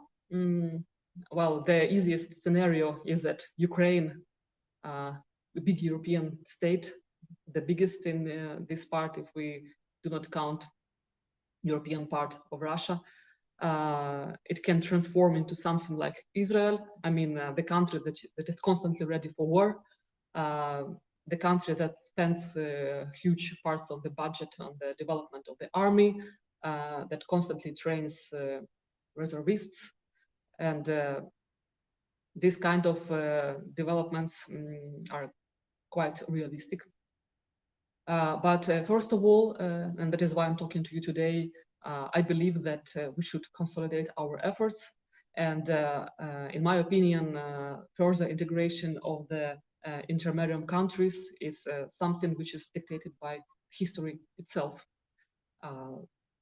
Something which started happening in the Ukrainian Maidan, I mean, national awakening, it naturally leads to the regional awakening, to the emergence of the regional self-conscious, self-understanding as the bigger historical and geopolitical entity that can and should decide its destiny on its own. Many of those who observe the developments in Ukraine, they feel a bit alienated from them because they see that the West has its own agenda, has its own interests in this part of the world, that the West do not truly care about Ukraine or other region's country. And that is why some people say that it's not my war. I understand why Putin is worried about NATO's expansion. I understand why the West supports Ukraine, because it has its own interests in Eastern Europe. And if we compare like two global empires, I do not believe that there are some real grounds why I should support Ukraine and the Western part. But again, such a way of thinking is obviously false, because Ukraine has changed over the years. I can personally also agree with the fact that since gaining of independence from the Soviet Union, Ukraine had no real subjectivity on the international arena. But now, such challenges, such threats, they really change the conscience of Ukrainian people. Our army really gets stronger. And step by step, we will rebuild the entire political vertical in Ukraine. And I also believe that such challenges will change everything in the neighboring countries. Poland, Finland, other region states, they started developing territorial defense since the very beginning of the war with Russia in 2014. And now we know that everything from politics to military will also start changing rapidly, not only in Ukraine, but in the entire region. And it is very important. I started my speech with this fact. It is very important to create parliamentary groups like Intermediate Caucus of the Verkhovna Rada of Ukraine, and initiate at the highest state level the demand of the further integration of the region, further uniting of our defense capabilities, further common search for energy alternatives to the Russian gas, further common efforts to consolidate us culturally, to exclude the possibility of historical wars like those that were happening between Poland and Ukraine a few years ago. And by the way, I also work on the project of the regional historical memory, like a kind of superstructure that will be built over national policies of historical memory. Again, in case of Poland and Ukraine, two institutes of national memory have been clashing with each other, and also imposing some legislative limitations in view of this or that national historical narrative. So in my opinion, and maybe I will dedicate in the future a separate talk to this topic, because now again there are some more urgent practical issues, but such an enterprise, in my opinion, is crucial for their intermediate integration. So in the future, I will talk more about it. This is a project of the regional historical memory, and accordingly, the creation of the Institute of Regional Memory that will consult with all the national institutes of national memory, and will develop together with the representatives our historical narrative that will help us to overcome the divisions of the past, and again will help us to become stronger. So these steps, in my opinion, should be our response to the ongoing hybrid warfare. And in this case, if the emerging geopolitical reality of intermediate becomes visible to the rest of the world, we will no longer consider all those fake dichotomies and divisions, like whom do you support in this conflict, the West or Russia? We would not consider such questions for a very simple reason, because we will deal with our own geopolitical and historical reality of intermedium as a third force, as a global actor on the geopolitical map of the world. And the aforementioned articles and appeals by Russian President Putin are also, in my opinion, quite a good sign in in a sense that our current conflicts and ambitions, they achieve a powerful humanitarian basis. It means that we may no longer disguise our goals. We may also issue our own manifestos, how we see our regional unity, how we see our historical mission. United Countries of Intermarium can easily publish our own response to the President of the Russian Federation and show our vision of the historical developments in the region, in Ukraine, and also we can easily prove that it's no longer the matter of choice between Russia and the West. It is the matter of self-understanding, self-awakening of the regional consciousness of the intermarium entity that can defend itself, can establish its own diplomatic relations and the most ambitious projects with other parts of the world, and definitely can defend itself from the ongoing aggression of the Russian Federation as a threat that will definitely go further to the West if Ukraine falls.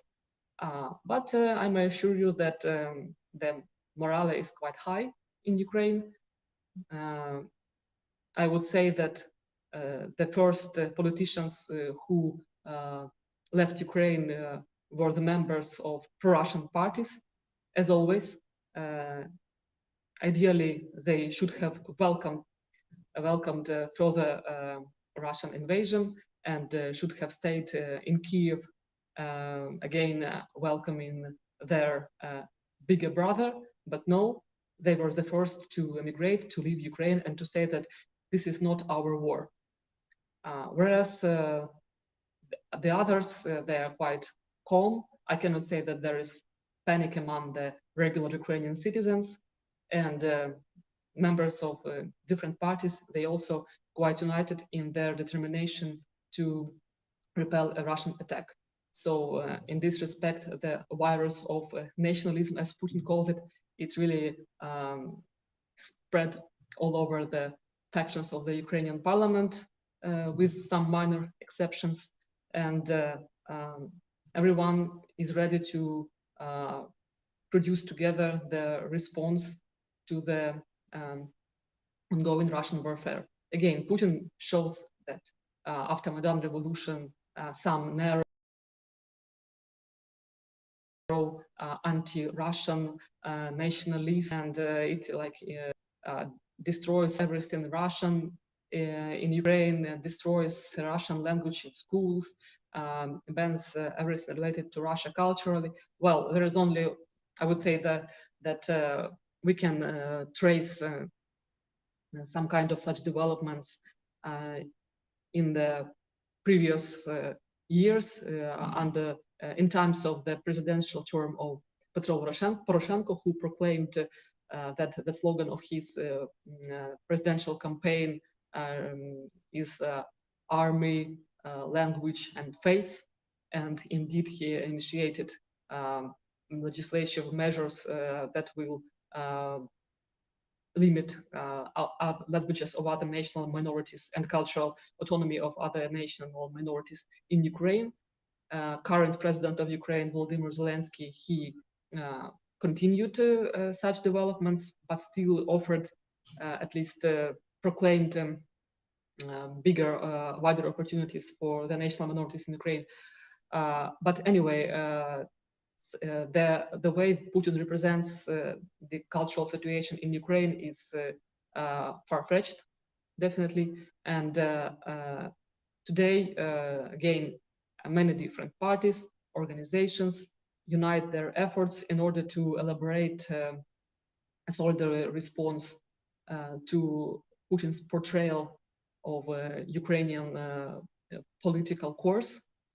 And definitely it is not true that there is a suppression of everything related to Russia in Ukraine.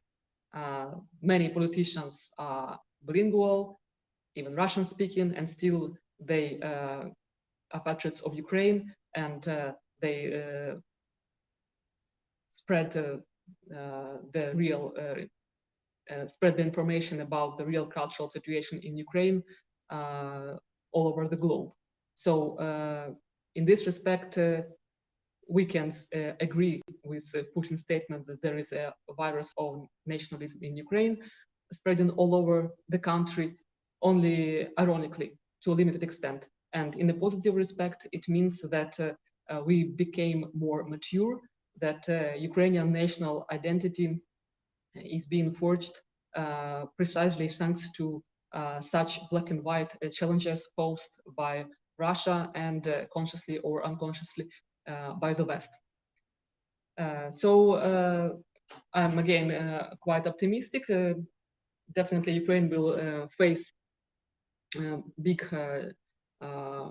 problems economically, and if war further expands, if Putin targets eastern Ukrainian cities like Kharkiv or southern cities like Odessa and Mariupol, of course it will affect the rest of the country,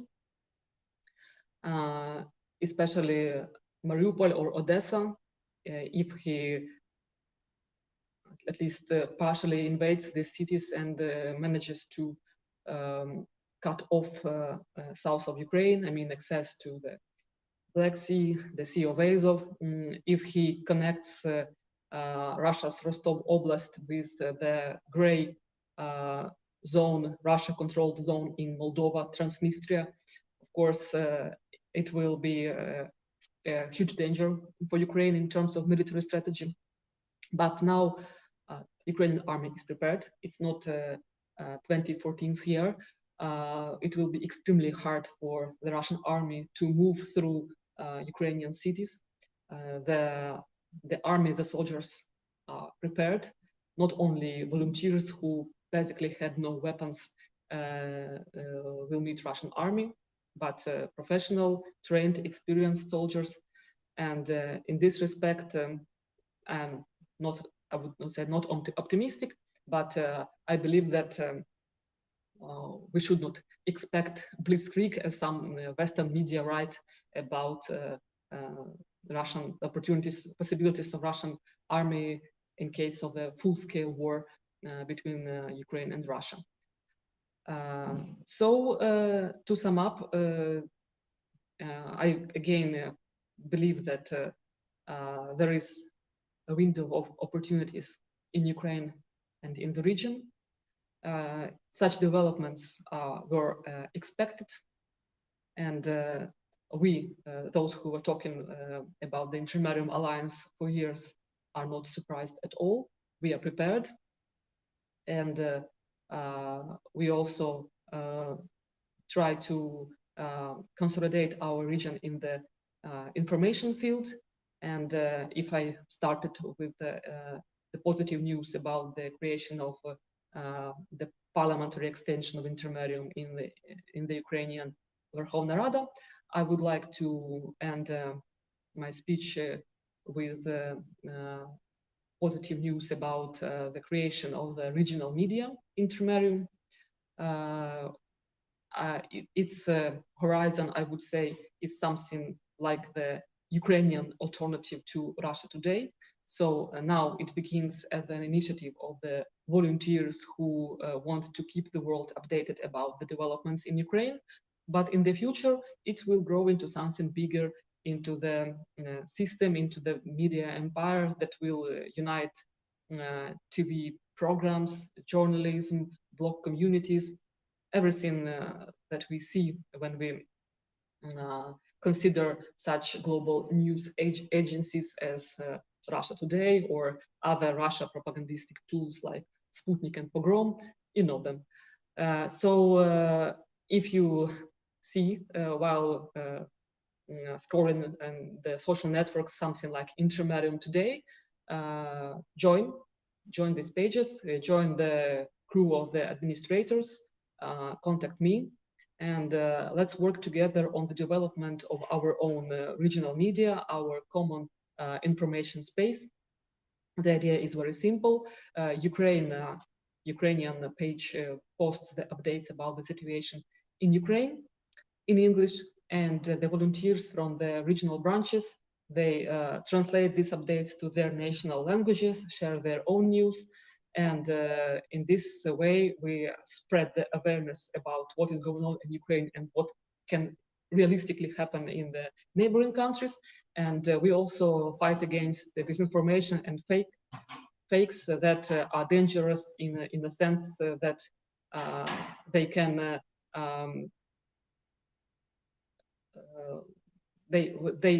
thanks to such disinformation strategies on the part of the Russian Federation, our neighbors and partners often miss real dangers because they're used to reading disinformation fakes, and they feel quite relaxed when something really dangerous happens in reality. So such simple goals of this media are quite understandable, but the main goal is shaping our own regional conscious, our common information space, because I mentioned before different proto-structures of intermedium, like 3Cs initiative, infrastructural project, different security formats like LitPol, Ukrbrig, division norms. But what really makes intermedium, what really gives it flesh and blood is, of course, common information space. So I invite all of you to join us in this matter and to facilitate the development of this geopolitical and historical regional entity. It doesn't take much from you. And this is the invitation to the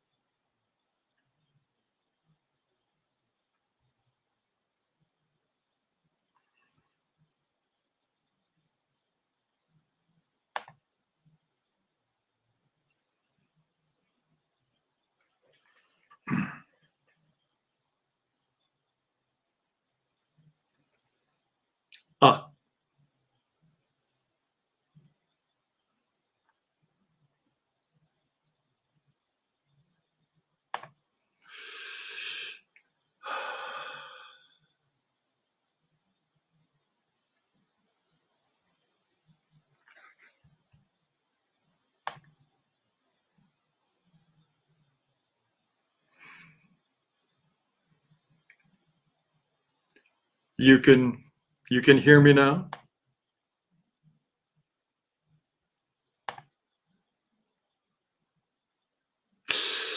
All right. Well, ladies and gentlemen, I gather that you can hear me. I cannot hear you, so it is a little bit disconcerting. I apologize for my old age in these matters, but I think I've finally figured this out. It is a great honor and pleasure to take part in this 6th Ethnofutur conference. I had a wonderful time at a similar conference in 2019. And I am delighted that my good friends Frode Midjord, Olena Semenyaka, and Dan Root are taking part. And of course, I'm very sorry not to be there to greet my good friend Ruben Kallap. So congratulations to Estonia on your National Day. I know that the United States is a country that many of you follow with great interest, and you are very knowledgeable about my country. But I'd like to say a few things about what I consider to be a kind of mass insanity that has swept the United States. As you know, the United States is a source of many terrible poisons that make life difficult for the entire world. And so it's important for all of you, all of my fellow Europeans, to understand some of the causes and the consequences of the craziness that is to be found in the United States. Now, it seems to me that at the very basis of the current state of craziness in America is the refusal to understand one fundamental and basic fact. And that is the basic fact of racial differences. In the United States, it's fashionable now, and it has become fashionable in many parts around the world, to pretend that race is some kind of psychological optical illusion, that it is not a real thing. It's a social construct. Of course, race is a biological fact. The races have evolved separately for, in some cases, 150, maybe even 200,000 years. And so the differences here are buried deep in our genes. Now, the most important racial difference in the United States that causes the most problems is the racial difference between Black Americans and white Americans. Black Americans, on average, have an IQ, an intelligence quotient of 85 compared to 100 for whites. This is a phenomenon that has been very, very carefully studied for over a century. The races behave differently as a consequence.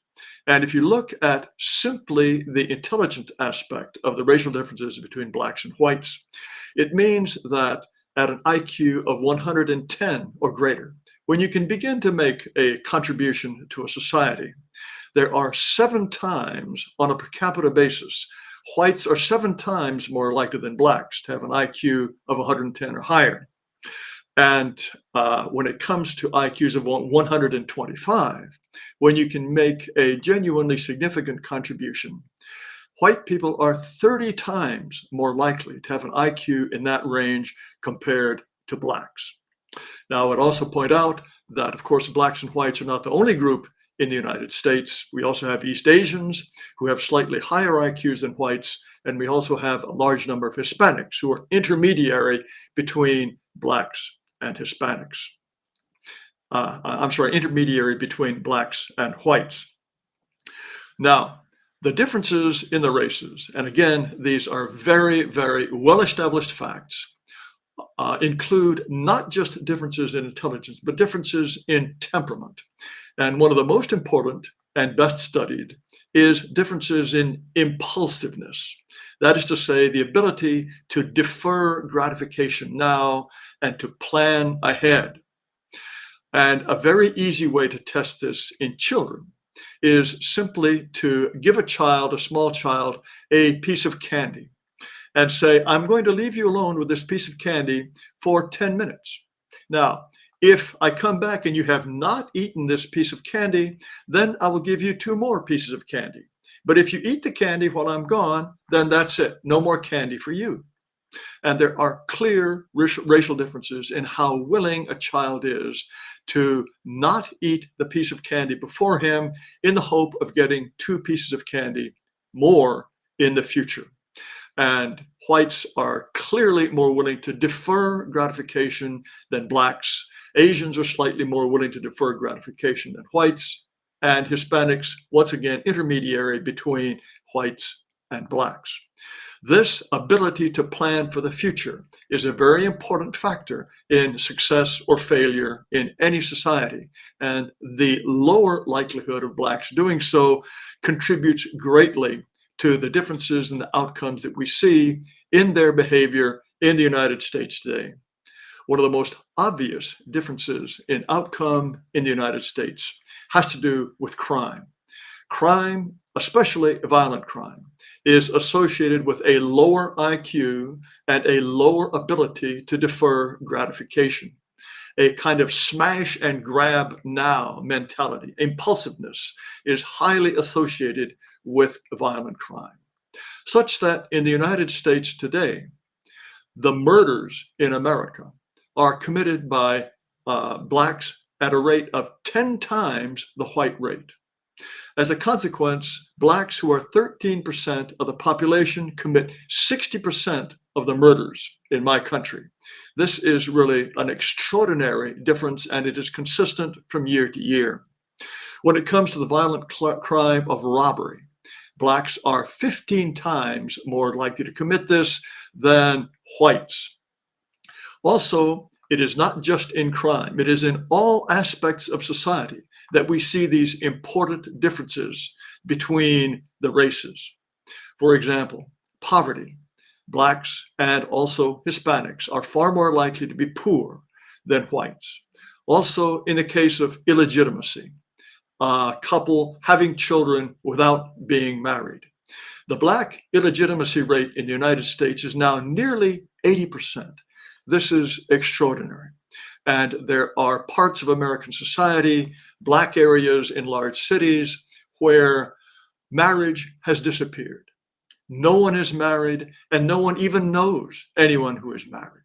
The idea of being married is an alien concept, and some blacks will tell you getting married, that's for white people. 80% of all children born in the United States who are black are illegitimate. In the case of Hispanics, the figure is 57%. That is also a very high rate. Whites, 30%, which is bad enough. Asians, 27%. So again, we see this consistent difference. Blacks, Hispanics, whites, Asians, and this has a huge, huge consequence for the future of America. A child who is born out of wedlock, reared without a father, is far more likely, all other things being equal, to end up dropping out of school, being a criminal, and being no contributor at all to the success of a society. And I will tell you just one statistic that will give you a very important idea of what the future holds for the United States. As you know, whites, which used to be a 90% majority in the United States, have dwindled through massive non-white immigration and also through higher rates of childbirth of non-whites. And whites overall are expected to be a minority in the United States by the year 2040, maybe perhaps 2045. And when it comes to the population under age 18, whites are already a minority. The idea of a white America is drifting away quite rapidly. But this one statistic about the future is this. By the time blacks, whites, Asians, and Hispanics become seniors in high school, that is the 12th grade, the last year in high school, by then a certain number of Hispanics and blacks have already dropped out. But those who remain are performing academically 4 years behind the performance of whites and Asians. It's a difference of 4 years. Now, the idea that we are going to build a first world economy and have a major impact on the world with a substantial and growing population that is already 4 years behind academically in high school is utter craziness. Now, the problem with the United States is that we refuse officially to understand these facts, to understand that there are substantial racial differences and that these racial differences are grounded very substantially in biological facts. We insist that that is not the case. So the United States operates officially according to the following set of rules. The official view is that all races are equally intelligent, equally hardworking, equally able to defer gratification and to plan for the future. Therefore, if Blacks, as I explained, and Hispanics to a lesser degree, are less successful in American society, there can be only one explanation. And of course, that explanation is racism, racist whites. However, who are these racist white people? The United States is always looking very hard for anyone who can be strung up as one of the bad white people who is making life miserable for Blacks, but they are almost impossible to find. Who in America gets up in the morning and spits on his hands and rolls up his sleeves and says, how am I going to make life miserable for Black people today? Nobody. Nobody is doing this. And so, because it is so difficult to find people who can, in fact, be accused of racism, the United States has invented crazy ideas: systemic racism, institutional racism. In other words, you don't have to find individuals who are racist. Somehow there is this racism floating in the air in American institutions, and that is contributing to the problems of non-whites. Some of you may remember that when Joe Biden was elected to the United States, and at the time of his inaugural address, he said that of all the things he talked about as problems for the United States, white supremacy and institutional racism were the subjects he talked about for the longest time. He didn't talk about COVID, the economy, foreign affairs nearly as much as he talked about the problems of white people. And he promised to root out institutional racism in America. And as I said, there is this huge demand to find individual whites who are doing bad things to people of other races. And that's why whenever there is some kind of ambiguous situation, especially with a white police officer and a Black criminal, then the cry grows out, here's an example, here's a wicked white person. In fact, these days in the United States, any white person who is not constantly apologizing for being white is potentially part of this terrible problem. Now, the insanity goes even further. It goes to the point of unconscious racism. White people are supposed to be making things terrible for non-whites in the United States unconsciously. They're not even doing it deliberately. This is often called colorblind racism. Even white people who are trying very hard, and most do try very hard to treat everyone equally, they are guilty of colorblind racism. The whole idea of what was called the civil rights movement in the United States in the 1950s was that everyone was going to be an American. Nobody was going to be Black or white or anything else. We were all going to dismantle any sense of racial solidarity and work together as individuals. And white people tried very hard, and many of them did exactly that. But while white people were dismantling their sense of racial identity, Blacks were building theirs up stronger and stronger and stronger. Now white people are being told, no, treating everyone equally is not good enough. You have to take everyone's race into consideration. And if white people do not understand and appreciate and value the race of other people, they are being racist. I'm sure that some of you have heard of critical race theory. This is very popular in the United States now, but the theory is that whites are inherently oppressors. There's something about white people that makes them oppressors and wicked people, whether they like it or not. This is something that is built into them. Increasingly, the idea in the United States is that whites must transform themselves in order for non-whites to get ahead. Whites can try to be anti-racist, and they can try all their lives, but they will never succeed. All the great gurus of anti-racism will tell you that. Whites can spend the rest of their lives trying to be anti-racist, but they can never succeed in being, in fact, non-racist. So that is the fate for whites. Either they are anti-racist or racist. They can never succeed and become completely non-racist.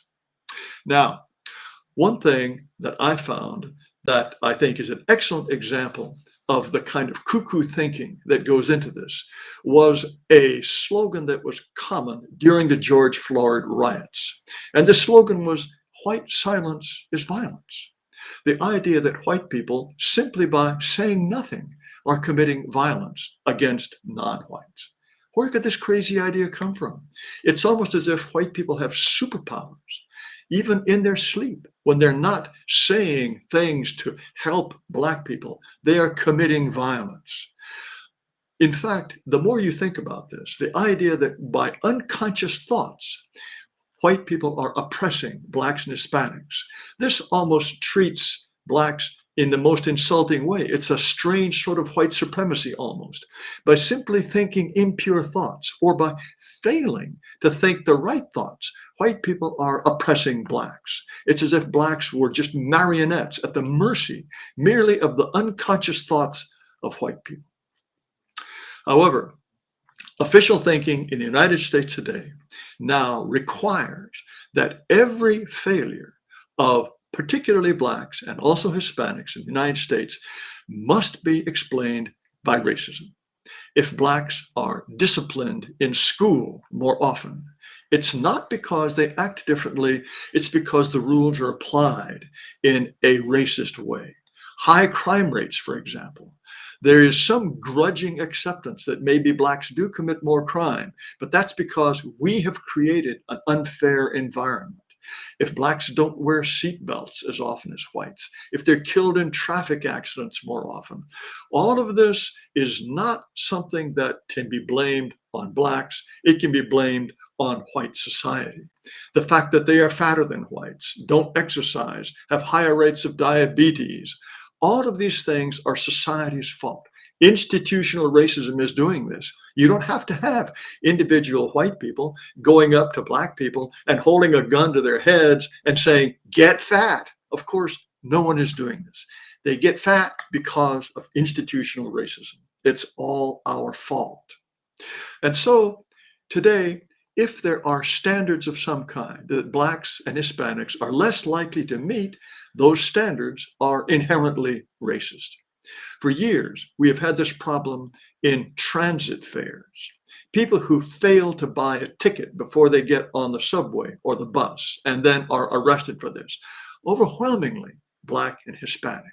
So the thinking is now, well, okay, these requirements are racist. And so we have now decriminalized fare evasion in American metro and transit systems, so that you can walk on the subway and not pay, and the police will probably pay no attention. If they do, they will write you a ticket, and you're supposed to go to court and pay it. Nobody cares if you don't. This is very common in the United States now. And of course, now the subways are filled with bums and vagrants and drunks because they can just wander in and no one will stop them. We also have differential enforcement in what are called quality of life crimes. Certain crimes were clearly more likely to be committed by Blacks and Hispanics. And the thinking was, okay, these must be unfair laws. So some of these laws, such as vagrancy or public drunkenness, public defecation, prostitution, obstructing traffic, making loud noises, all of these things, because non-whites are more likely to be arrested for these crimes, then they've become decriminalized.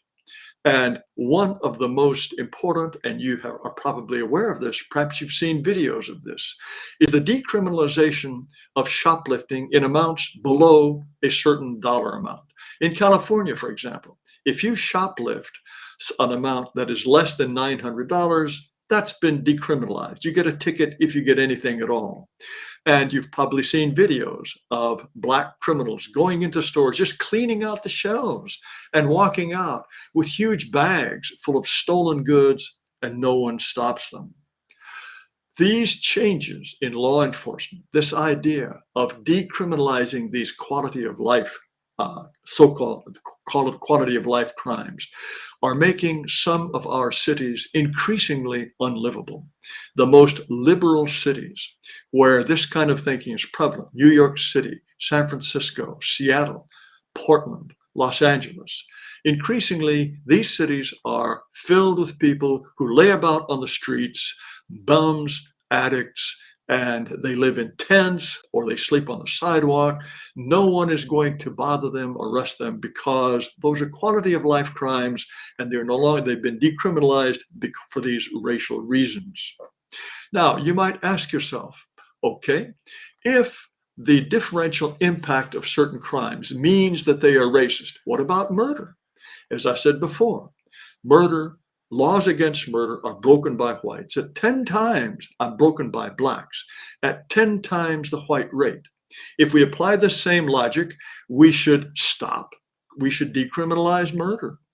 Well, we are not there yet, but we are heading in that direction, believe it or not.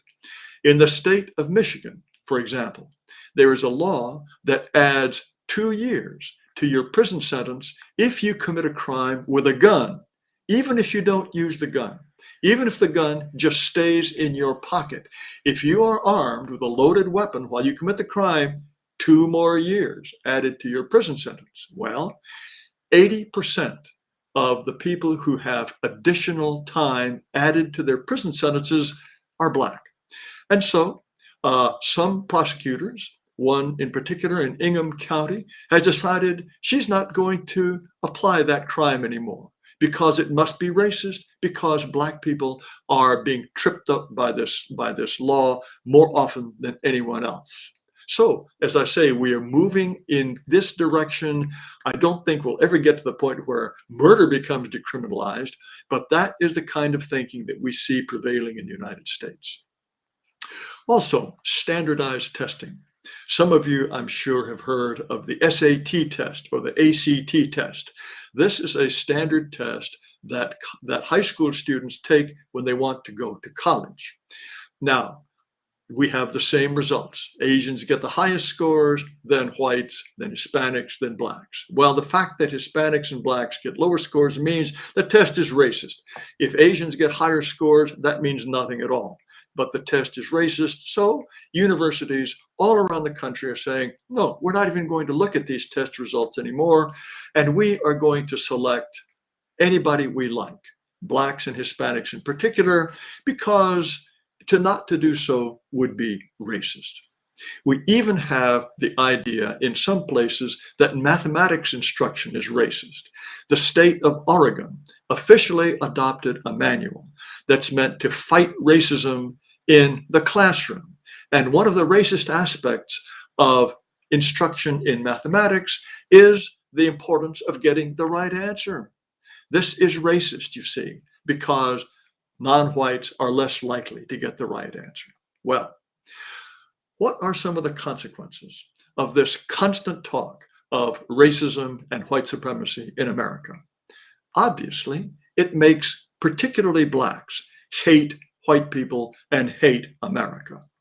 Imagine you are constantly being told everything that goes wrong for you is the fault of white people. If you are poor, if you go to jail more often, if you are less likely to be successful in any respect, there is only one cause. It's never your fault. It's always the fault of white people. Well, the obvious consequence is that many Blacks do hate white people. Obviously, they're going to be hating white people if whites themselves constantly tell them how wicked whites have been, past and present.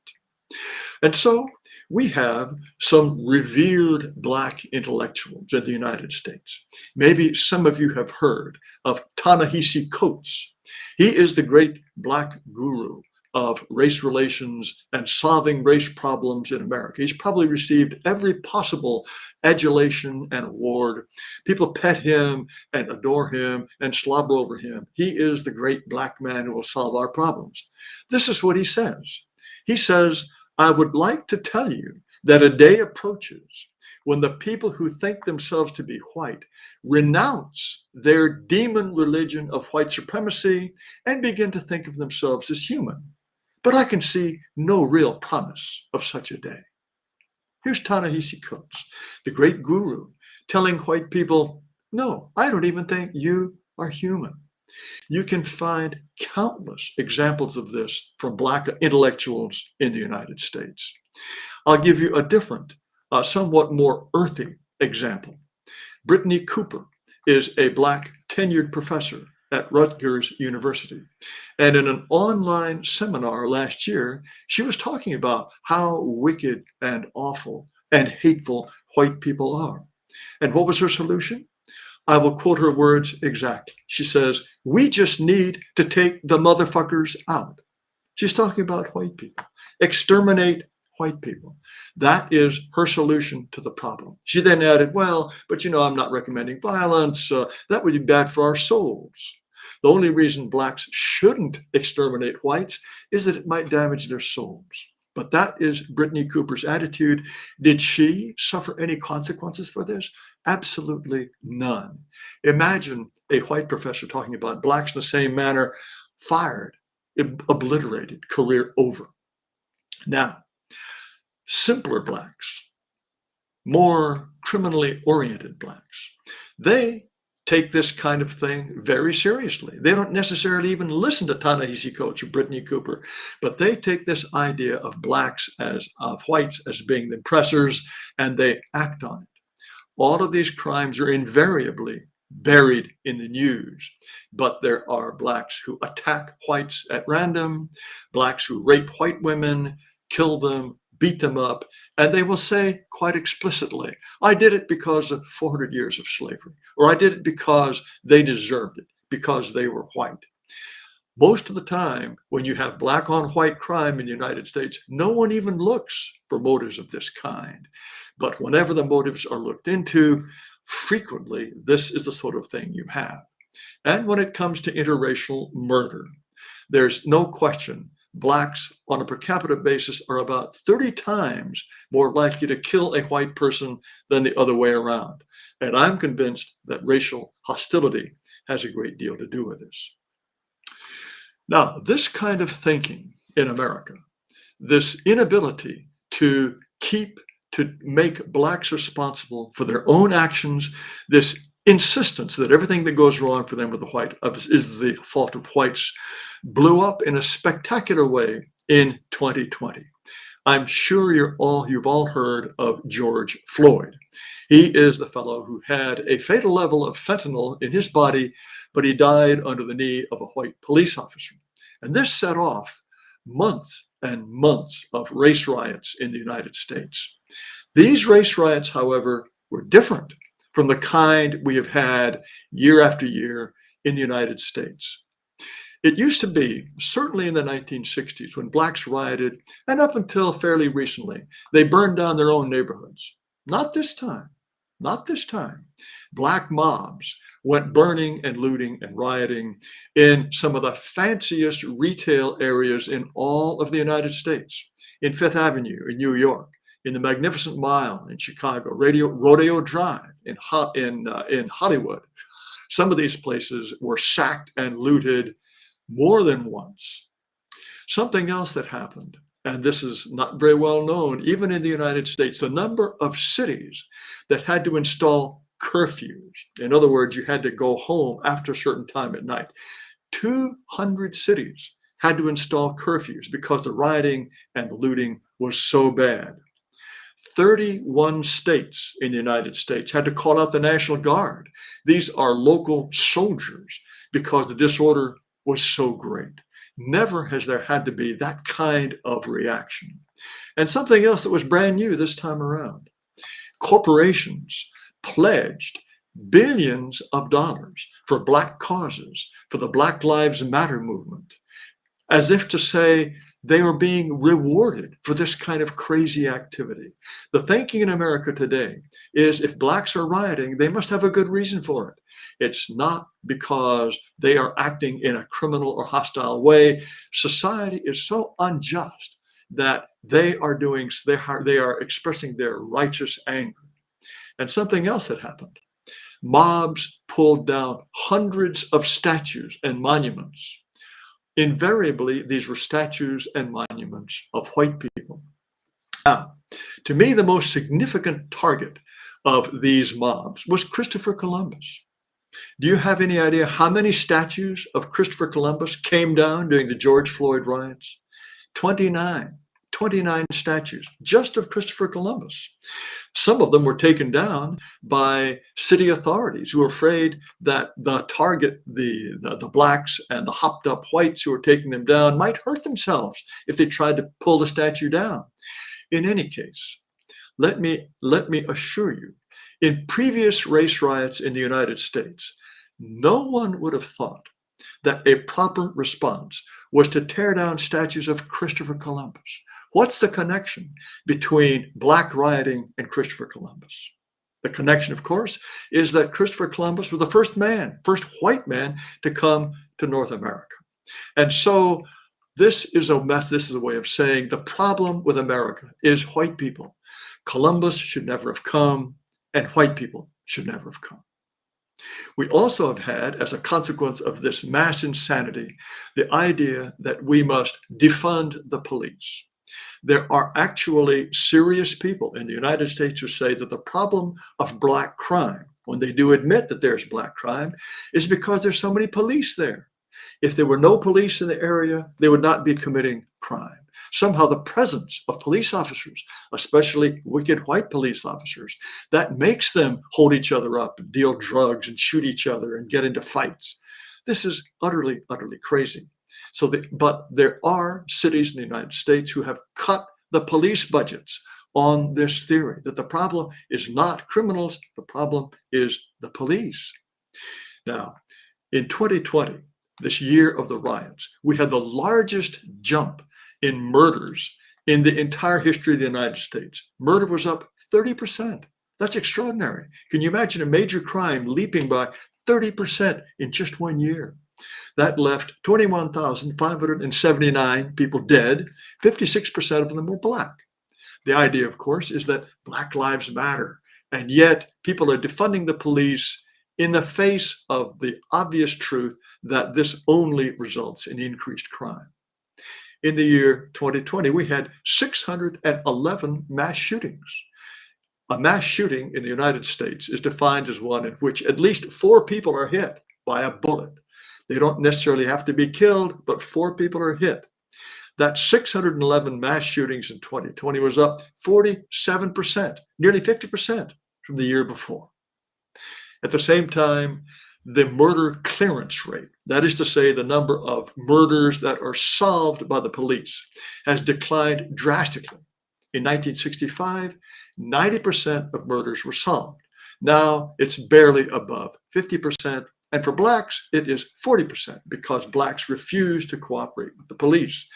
If a black person kills another black person, you have a better than 50-50 chance that you'll be able to get away with it. So this is the official thinking of the United States, that if there are any racial differences in achievement or behavior, it is strictly the fault of whites, because every single racial group is equivalent and interchangeable.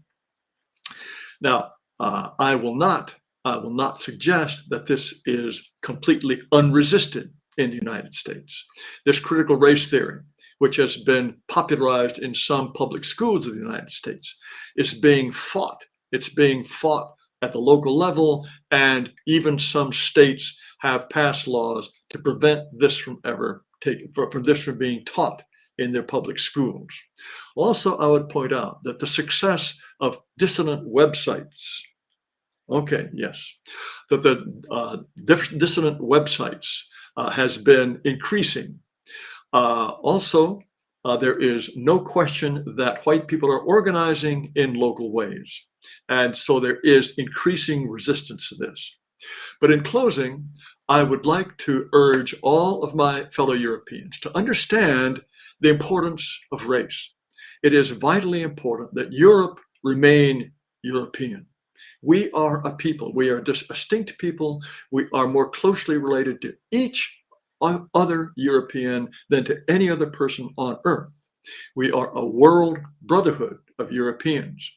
And I wish you great success on your Independence Day tomorrow and the celebration with the Torchlight Parade. That was one of, in my life, one of the very most inspiring experiences I can think of in a long time. Marching with Estonians who believe themselves to be a people, a proud people. And so I will close with the only words of Estonian that I know, and that is Eesti est.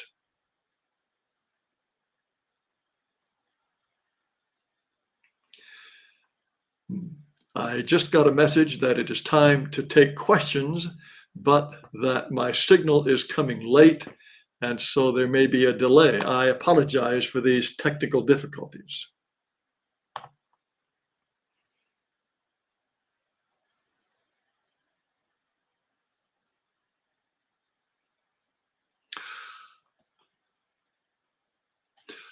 Should I simply answer the questions that appear on the screen? I will do so if I'm told. There was a question about here in Estonia, people have an issue of not planning ahead and deferring gratification. Of course, every society has this problem. Every society will have a certain number of criminals, but this is part of human nature. All of our traits are on a kind of a bell curve. Most people are in the middle, and then at the very extreme, you have people who plan very carefully, and then at the other extreme, people who hardly plan at all. But this is something that is built in as part of human nature.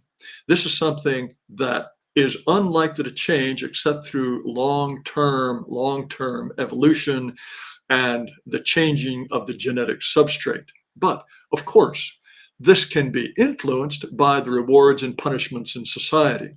Any society that fails to punish smash and grab behavior, which is what we see in the United States, when you can get away with crime, that's going to make things much, much worse.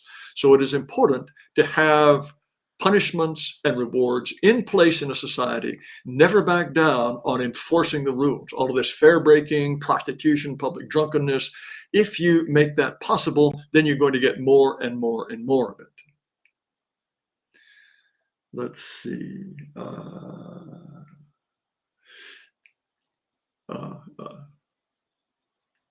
All right, someone wants to know what Eesti est means.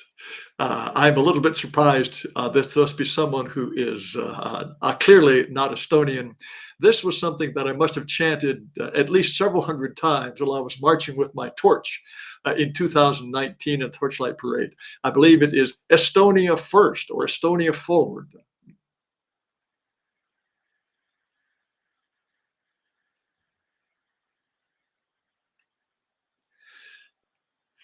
If I'm mistaken, I'm sure an Estonian in the audience would correct me, but I believe it means Estonia first. And again, it was wonderfully inspiring to be with so many proud Estonians celebrating their peoplehood. It was, I feel almost emotional thinking about that. It was a wonderful, wonderful experience. I'm told it means for Estonia.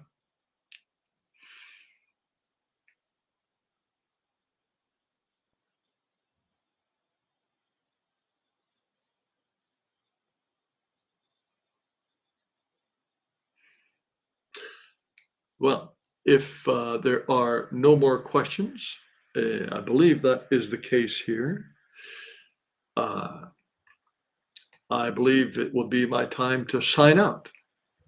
Oh, what do I think about Corona? Well, that's a different question entirely. I would prefer not to go into the whole Corona business, other than to say that governments all around the world have taken this as an excuse to crack down on individual liberties to an absolutely remarkable degree. And so I am delighted that people are finally resisting this. The Canadians who tend to be a very passive conformist bunch, they have responded in a very, very vigorous way. And I applaud any kind of resistance to tyrannical governments.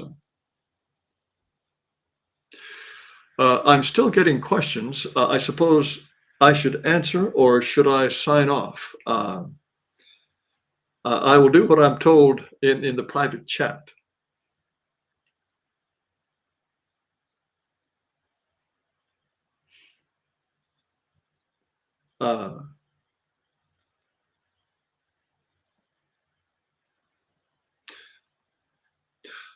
Someone asked about, well, growing up in Japan. That was, of course, a very unusual experience for a white man. I spent the first 16 years of my life surrounded by Japanese people. On the one hand, I was picked on because I was strange. On the other hand, children make friends very easily. I had a good time. I liked the Japanese. The Japanese generally liked me.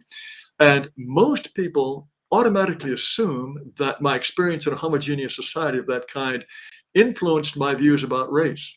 And people are always astonished when I tell them it had no effect at all. My parents were missionaries. They were very liberal. They had the idea that all people are children of God and that race makes no difference at all. Culture, all of these things can be blended. And so I absorbed those views. It wasn't until I was in my 30s, perhaps, after having traveled in Africa, studied history, and studied human nature, that I came to realize that race is such an important part of individual and group identity.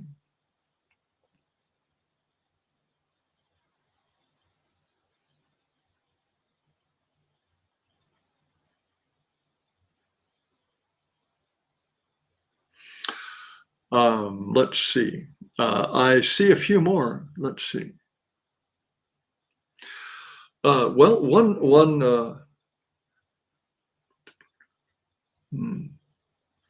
All right.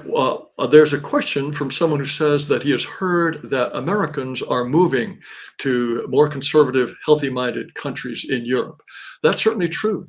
I know personally of about a dozen Europeans, mostly Americans, well, some French as well, who have moved in one case to Ukraine, in several cases to Poland, and also Hungary. Hungary seems to be the preferred destination.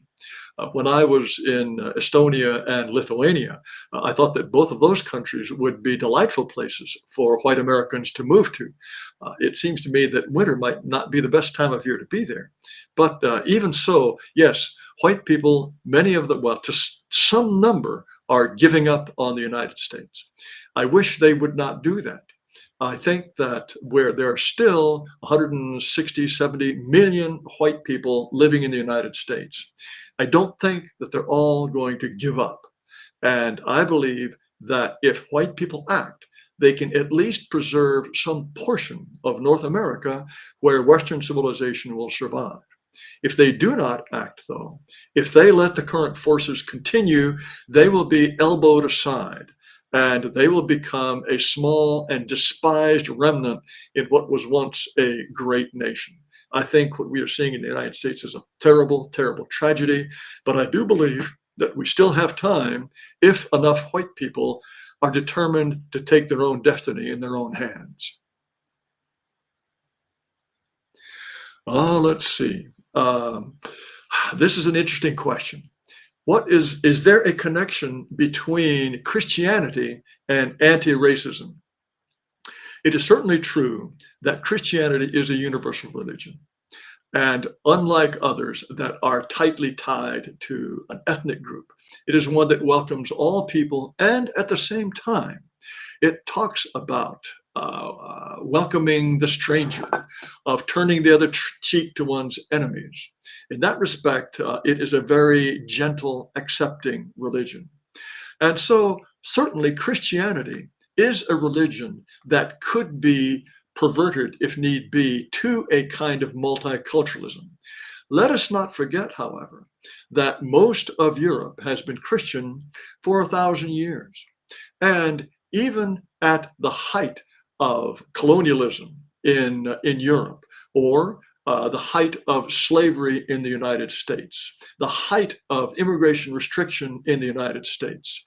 Europeans and Americans at that time were more fervently Christian than they are today. And so there was nothing inherent about Christianity that turned people into anti-racist or suicidal white people. I believe that Christianity has been affected by forces that are even larger than Christianity itself, and has turned Christianity into yet one more servant of this anti-racist ideology. And if you do a polling in the United States, you will find that Christians are actually more likely to have a healthy view about race or immigration, certainly than atheists. Atheists are the worst, but they are more likely even than people who are not particularly Christian, sort of lukewarm Christians. The serious Christians often are the ones who have the healthiest ideas about race. And so I think we must not forget that Christianity has been a very, very important part of Western civilization. I see the perversion or the acts of official Christianity in the kind of multicultural, ethno-suicidal manner to be something that reacts to a larger force rather than to something that is inherently part of Christianity.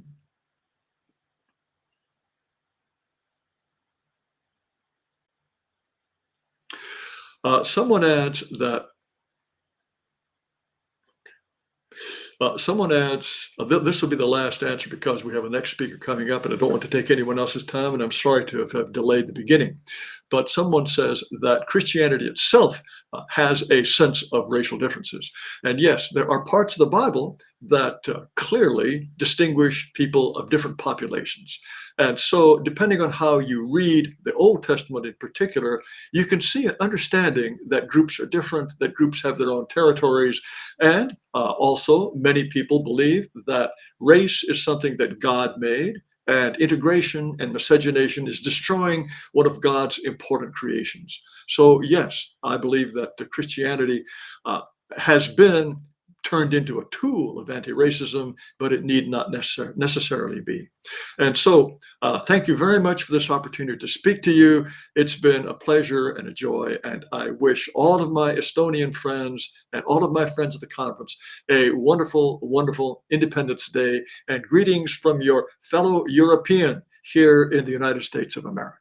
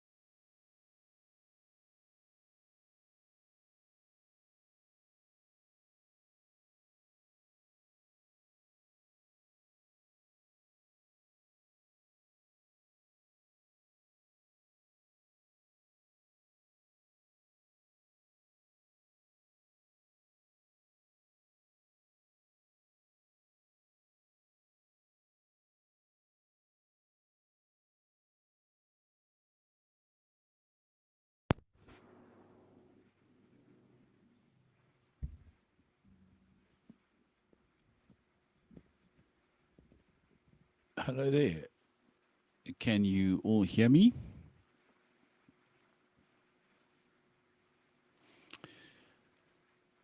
Well, good afternoon, and thank you very much for the invitation to participate in this interesting conference and discussion. And I think I missed the beginning, but I can, I could see the end of, or the latter part of my friend Jared Taylor's discourse.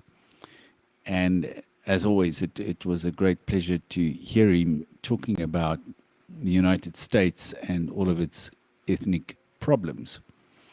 But now, my name is Dan Ritt, for those of you who don't know me, and I hail from a completely different part of the world, South Africa. we are almost the antipode of the West, in the sense that we are so far removed from the northern hemisphere, and also we are, stuck on the African continent, which most people associate then not so much with Western culture. Although, of course, in ages gone past, Africa played a very important role, especially Northern Africa, in Egyptian civilization, and even in Roman civilization, and in Greek civilization. At one time, Alexandria was one of the preeminent Greek cities. So it's not true to think that Africa has always been, let's call it a dark continent, as it has been portrayed by many classical Western authors such as Joseph Conrad and others. So how would I describe myself?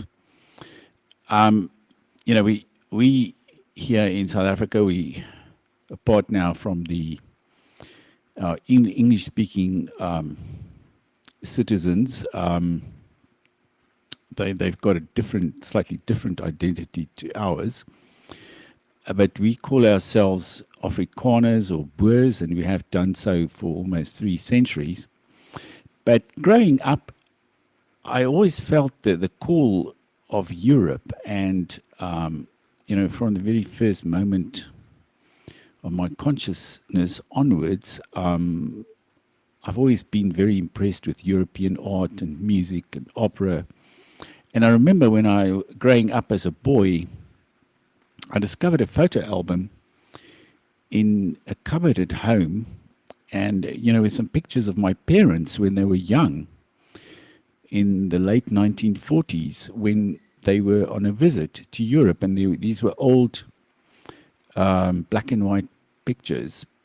And also my father took a little camera, and he took lots of pictures of paintings and museums. And my mother, who was his girlfriend at the time, he took pictures of her in a particular setting in Switzerland or wherever. And these made an indelible impression on me, and they stayed with me for the rest of my life. And I think my own kind of relationship to Europe I can trace it back to there. And even though we are to some extent today excluded from Europe, it certainly feels that way whenever we have to apply for visas and so on to visit Europe. It's almost as if they are more strict with us than with anybody else in the third world. We always have to show that we've got enough money to stay in hotels in Europe and to travel and so on. And we are almost treated more like strangers or aliens or unwanted people than anybody else when it comes to European officialdom, and especially the bureaucrats and the immigration officials and the embassies and consulates and so on. But I would therefore see myself as an Afrikaner living in Africa, but also as a Eurokaner. In fact, a Frenchman once coined that term in a discussion with me, and I found it a very interesting concept. And in a sense, we are also universal Europeans, because a lot of people came to South Africa from various countries in Europe, from Germany and France and the Netherlands and Flanders, Scandinavia as well. And through over a number of centuries, 3 or 4 centuries, we actually integrated and we developed our own indigenous culture and language based on the spoken language of the 17th century that was spoken on the ships and and used as a trading language at sea mostly. But of course, at a certain point, South Africa we were forced to relinquish power in the early 1990s. And Mrs. Margaret Thatcher, she once said that the notion that the ANC could govern South Africa, anybody who had that idea was living in cloud cuckoo land. She thought it was completely insane or crazy. But that's exactly what has happened. And so we are, I would say, in a post-fall situation. And I want to touch, if we have time, I want to touch a little bit on this notion of the decline of the West and the threats that are on the horizon for the Western world and for Europe and for a country like Estonia. The more I heard, over the past few years, I've been reading up a little bit on Estonia and had some contact with Estonians, and I find it's a very interesting country. A smaller nation, but with its with a sense of independence and its own language and culture and identity, very much like ourselves here in South Africa. So I can definitely identify strongly with Estonia and your own struggle to become independent and autonomous over many, many centuries when you were dominated by some of the other bigger nations in Europe. But I think the reason why, apart from all the racial issues that are usually held up to be, the source of the South African dilemma and the South African conflict, if you read all the left-wing books about South Africa, it's always about the so-called racism of the whites and racial oppression and what's it called, white supremacy and that sort of thing. And there's a whole industry still going on in South Africa at the universities where some of the more or less neo-Marxist academics are constantly churning out all of these publications and articles about white racism and white supremacy. And even now, when we have become a kind of a subaltern group, about which I can talk a little bit more later, we are still blamed, just like Jared Taylor said, we are still blamed for a lot that is going on, that is going wrong in South Africa. Whereas we have no political power anymore, we have no influence, we are demographically and otherwise dominated, but still we are the scapegoat for everything that goes wrong in this society. But I think in the past, South Africa was seen as such a scandalous country, precisely because we were such an anomaly. We were a successful, developed, industrialized Western state in Africa, and people just couldn't stand that. And for that reason, South Africa had to be brought to her knees, and this crazy notion that Thatcher also thought to be insane of being governed by a Marxist terrorist group such as the ANC, that was then, it came to fruition, and the rest, as they say, is history. And over the last 20 or 25 years, we've seen the complete collapse of many of our institutions. Something many people also see South Africa as kind of an omen of what could happen in the future in Western countries as they, become, as there's a so-called great replacement of populations and the far more numerous people from the third world immigrate to the Western countries, and they become the dominant populations in those countries. That in a sense, we represent your future. So I can report on this kind of post-fall situation. So the first thing that we've experienced over the last 20 years was the collapse of many, many institutions. we now have shortages of water and electricity. And, we had a lot of very successful government-owned corporations, like the electricity utility, one of the biggest in the world. I think it was in the top 5. And we had the cheapest electricity, and it was abundant. And now we have scarcity of electricity. We have blackouts. Everybody in South Africa has an app on their phone to tell them when the next blackout is going to take place. And every now and again, every week or two, they announce there's going to be a new phase 2 or phase 3 or phase 4 of the blackouts. And you've got this app on your phone to tell you when you'll have electricity, when you won't.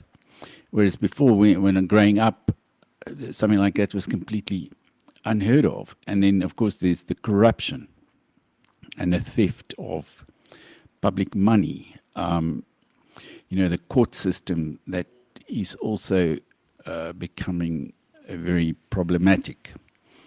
And you find that the courts also it's almost like a Russian roulette going to the courts. You sometimes have a judge who knows the law, and sometimes you don't, because the judge was appointed on an affirmative action basis, not necessarily because he knows the law. We've also had a lot of problems around culture. And there I also see a parallel to what's happening in Europe. Over here, when there used to be Afrikaner governments almost throughout the 20th century, because even there were two kinds of governments in the 20th century in South Africa. On the one hand, you had governments that were more or less pro-British, run by Afrikaners and English speakers. And then at other times you had governments, more nationalistic governments, that were mostly Afrikaner governments with maybe 1 or 2 English-speaking ministers.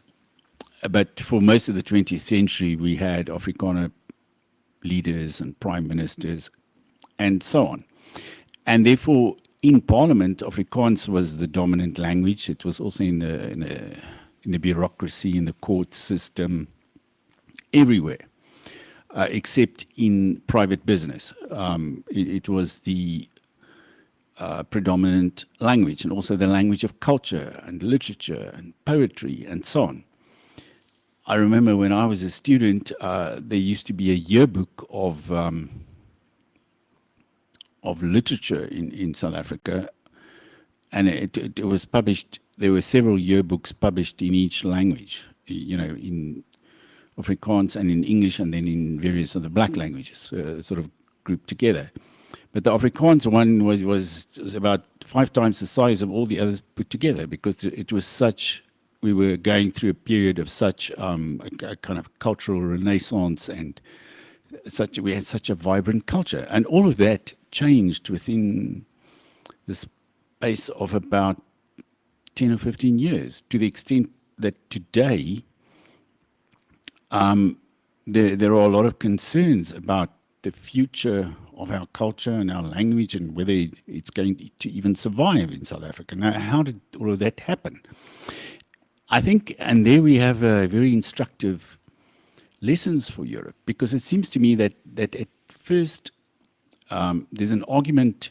Well, the first argument that is made is that your language excludes us. Therefore, we need a more universal language, such as English or French.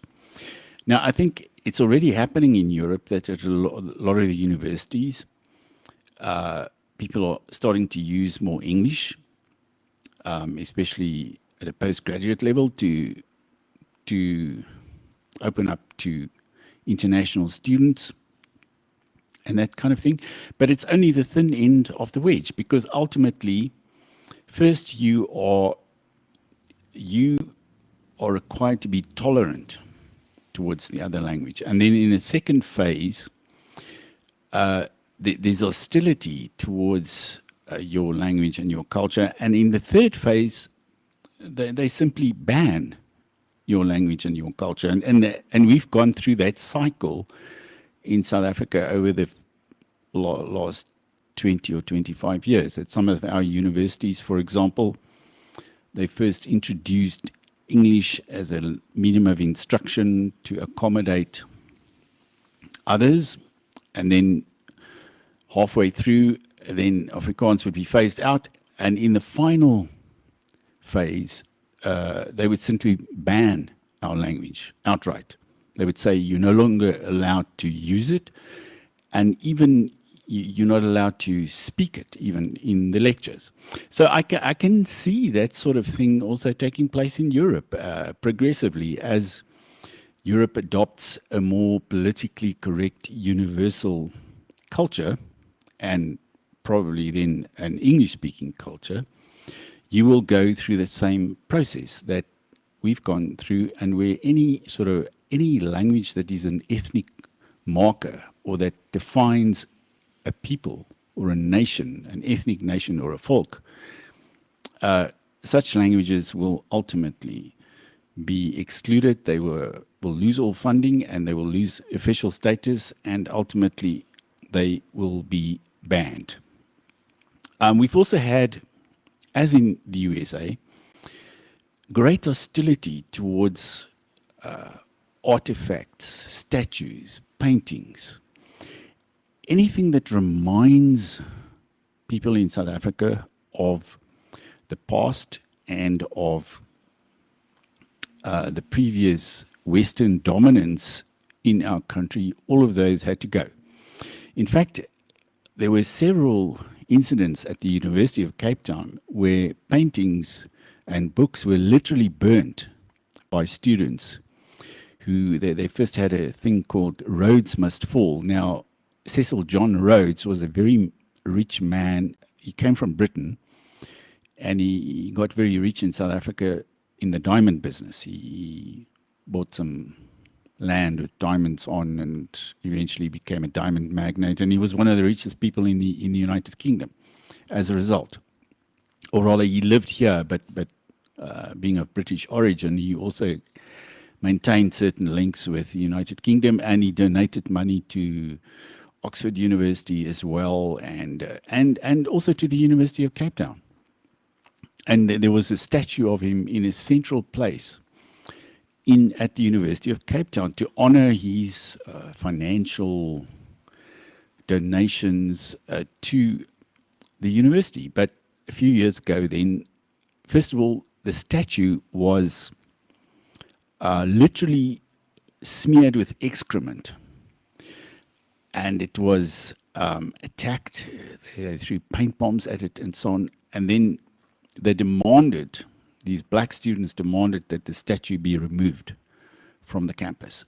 And that's exactly what the university did. In fact, there's just been a book published by a professor of philosophy at the university, and it's called, now this so-called movement against the Rhodes and the statue was called the Rhodes Must Fall movement, because there was also a hashtag Rhodes Must Fall. And as part of this movement, they also burnt other paintings and books, and they threw books out of the library and burnt them and so on. This university, this professor of philosophy, whose name is David Benatar, he's just published a book called The Fall of the University of Cape Town. And I can quote from it, and he says, it tells a saga of lunacy, criminality, pandering, and identity politics. The mad and the bad, the deranged, deluded, the depraved, have been granted endless latitude in bullying and abusing others. I saw a recent interview with him about the book where he said that the university went into capitulation mode. The university management, in fact, the head of the university, or the principal of the university, or as they say here, the vice-chancellor, was actually on the same campus as I was many years ago here in Johannesburg. His name is Max Price. He studied medicine, and he eventually became an academic in the medical world. And he went into complete capitulation mode. He acceded to all the demands of these radicalized anti-white, anti-Western students who wanted to banish Rhodes and all Western influence from the campus. And conceivably, that sort of thing can also, it's happened in the United States. There have been all these very famous incidents where, especially Southern heroes, General Lee Grant and so on, and the Confederate flag, all of these things have also been torn down or banned in various areas of the United States. So my advice to people in Europe would be to look very carefully at your culture and maintaining it, and not to accede to these so-called demands for access to your institutions. Because if somebody is not prepared to learn Estonian or to learn Swedish or to learn German in order to come and study at the university in that country, it's going to be, if you accommodate him in the language of his choice, that is going to be the thin edge of the West, of the process, the thin edge of the wedge of this process, whereby ultimately you will find yourself in a situation where your own culture and language will be under severe threat and will be almost extirpated from your own institutions. I'm also worried about, together with the dominance of English, I mean, post-Brexit, there are only 2 countries in Europe where they use English as an official language, and those are Ireland and Malta. 2 tiny countries within Europe, and there are very many great languages in Europe: French, Italian, Spanish, and so on. And in the past, I think Europeans are still very polyglot. They do speak each other's languages. But together with this dominance of English, especially in Brussels, has come also the dominance of American wokeism. And in fact, I was surprised to read on the website of the Bloomberg financial website, there was an economist, I think Tyler Cowen, who wrote that the woke movement could be the next great US cultural export, and it is going to do many other countries some real good. Now, I cannot think of anything more sinister and more detrimental to any country than the woke movement. And I think probably Jared Taylor will agree with me about that. In fact, my friend Ilana Mercer, she also saw the same article and responded to that, and in a column earlier this year in January, and she wrote, I think the title of her column was, you can go and look it up somewhere on the internet, is Exporting Toxic Wokeism. So together with Americanism and the dominant American culture comes wokeism. We've got anti-Western rap music, which also exists in French. I don't listen to it, but the little that I've seen of it in French is even more vile than the stuff you get in America. So we're in a situation, as I see it, where in a way the 1920s are repeating themselves. It's almost as if the whole world has become like the Weimar Republic. There's a sort of a sense of decadence and decline, and not very many people are resisting it. In fact, even in a country like France, they also want to adopt affirmative action, and elsewhere in Europe, in the Scandinavian countries, they're talking about that, and that will again be extremely detrimental to the rights of Europeans to practice their own culture and language, and to maintain their identities. But perhaps in closing, I can make a few remarks that might be of a more optimistic kind.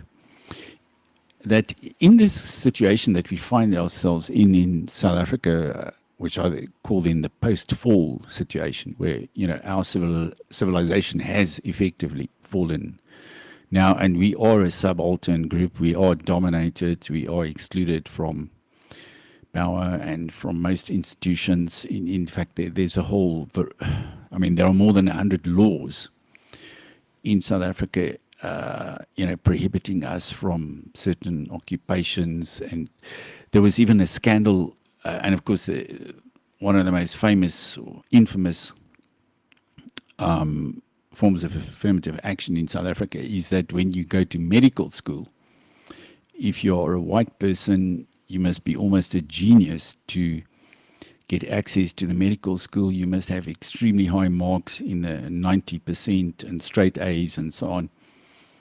And even then, many of these straight A students don't get accepted. But if you're Indian or of mixed race or black, then you can get into medical school with only very, shall we say, mediocre marks and grades in the school leaving examination. And there was somebody here who was the chairwoman of the Medical Association of South Africa, an Afrikaner woman with the surname Kutsia. She was very much in the news. She's been in the news lately as a result of the whole COVID pandemic. And she casually mentioned on a radio station in Cape Town recently that, yes, these quotas that they have for the medical schools are unfair and also actually detrimental to our standards of medical training in South Africa. And within 24 hours, those very innocuous remarks of hers caused such a ruckus that she had to resign as the chairwoman of the Medical Association of South Africa, which shows you that the hostility and the political correctness of the public discourse in South Africa.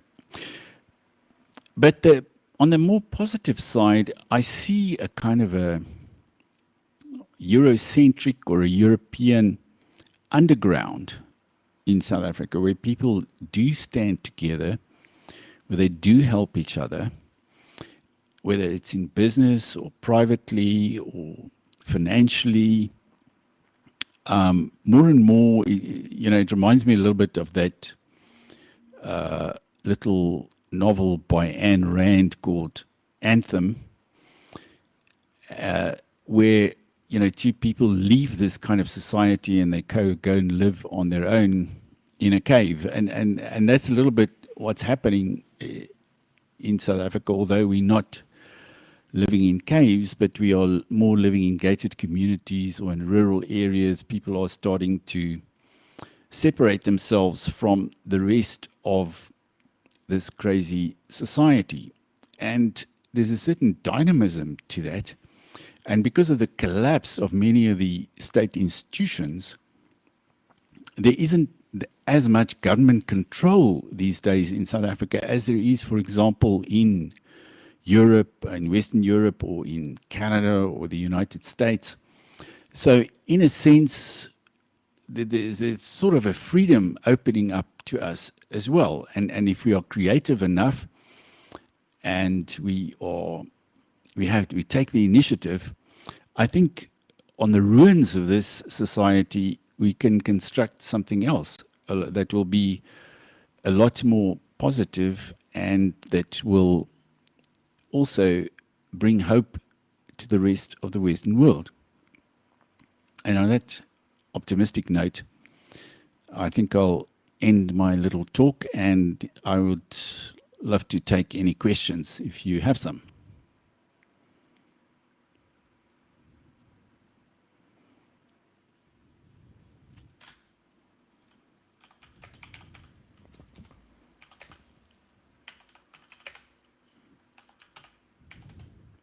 Okay, I see some questions here on the screen.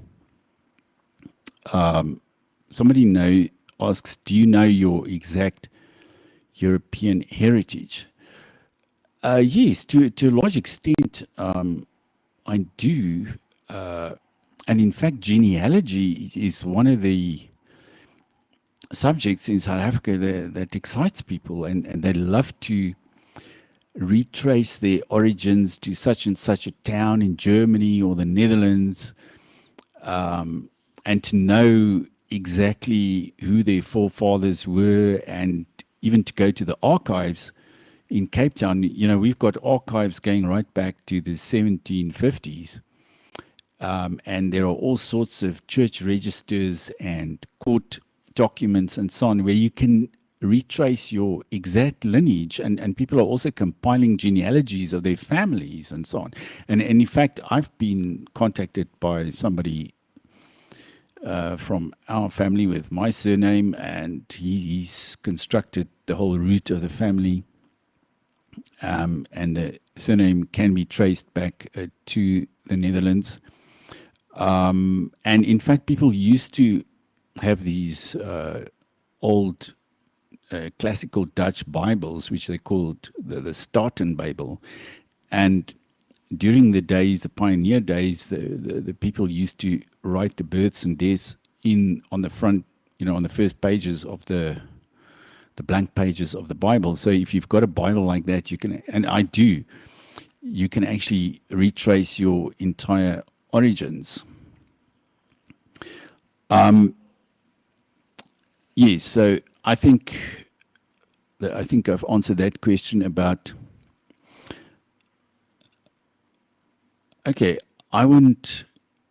somebody says also, I wouldn't want to permanently settle somewhere. Neither I nor my future wife had any common ancestry heritage with, aside from being fellow Europeans. I think, of course, Europeans have, during the time of European expansion, people went to America, they went to North America, South America, Australia, all these places, and settled there. So it's not unnatural for Europeans to find themselves outside this ancestral homelands of Europe, and I think we can legitimately lay claim to those countries that America is also a pillar of European civilization. That goes without saying, and so is Australia, or great parts of South Africa, for that matter. If you look at the Western Cape, for example, to this day, it has never really been dominated by Africans, from further up north. Okay, so I'm getting told by the organizers that just to specify, you're answering random questions in the chat, not addressed to you. So the questions will come on screen. Okay, so let me take some questions on the screen then, if you've got some.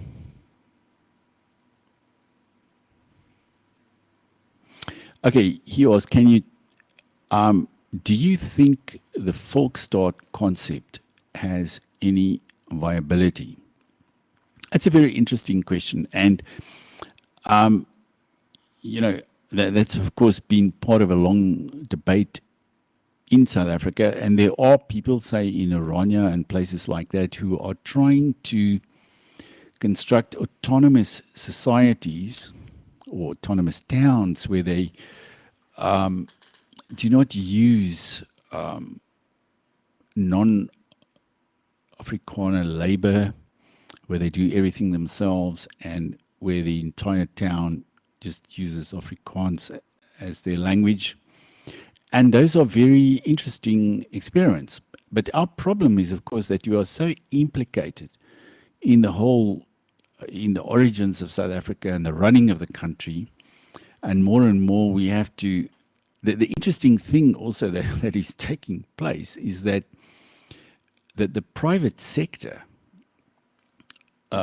which is to some extent still dominated by us, or at least in the top management and so on, and the owners of those companies, that it is taking over very many functions of the state, because the state is, and state institutions are collapsing. So now private companies have to produce the electricity and provide us with clean water, and also security. Private security in South Africa is a major issue. So that creates a problem for us in that we cannot separate ourselves from the rest of South Africa in order to build this Volksstaat, this ethno-state, because we are also being called upon to run and to organize the rest of South Africa. So that's a process, I think, that's going to play itself out. But I think so there are two solutions. I think the one solution is for us to set up something completely separate and autonomous for ourselves. And the second solution would be to, have sort of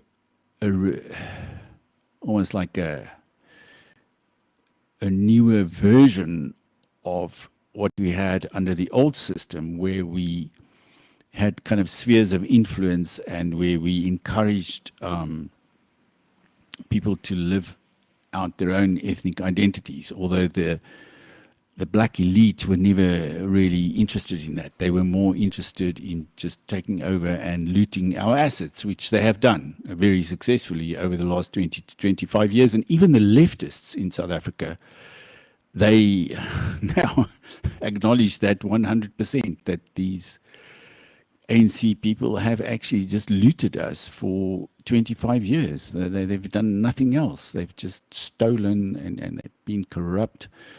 And they've contributed absolutely nothing except theft and crime and corruption.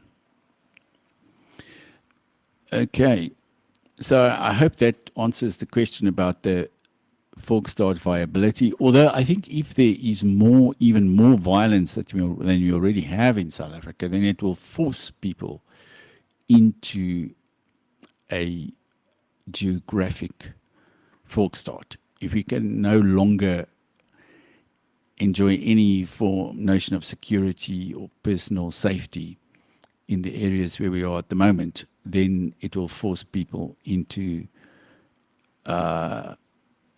supporting a geographic, what do they call it, territorial independence, or yes, no longer simply internal autonomy, but external autonomy.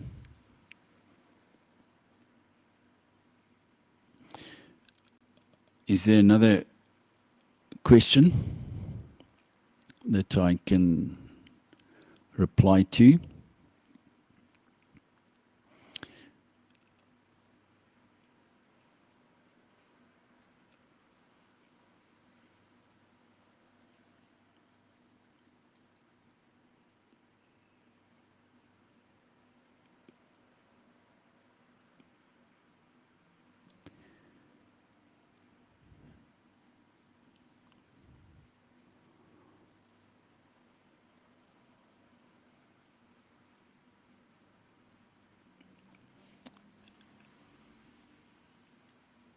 I think what I was saying about, a more optimistic version of the future is that I've always believed that technological change will also help us in this current situation that we are in. And in fact, that is happening.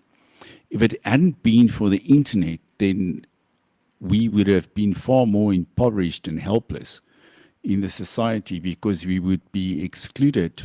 We have been excluded from most institutions, from the state and from the universities increasingly, and the court system, the police, hospitals, and so on. And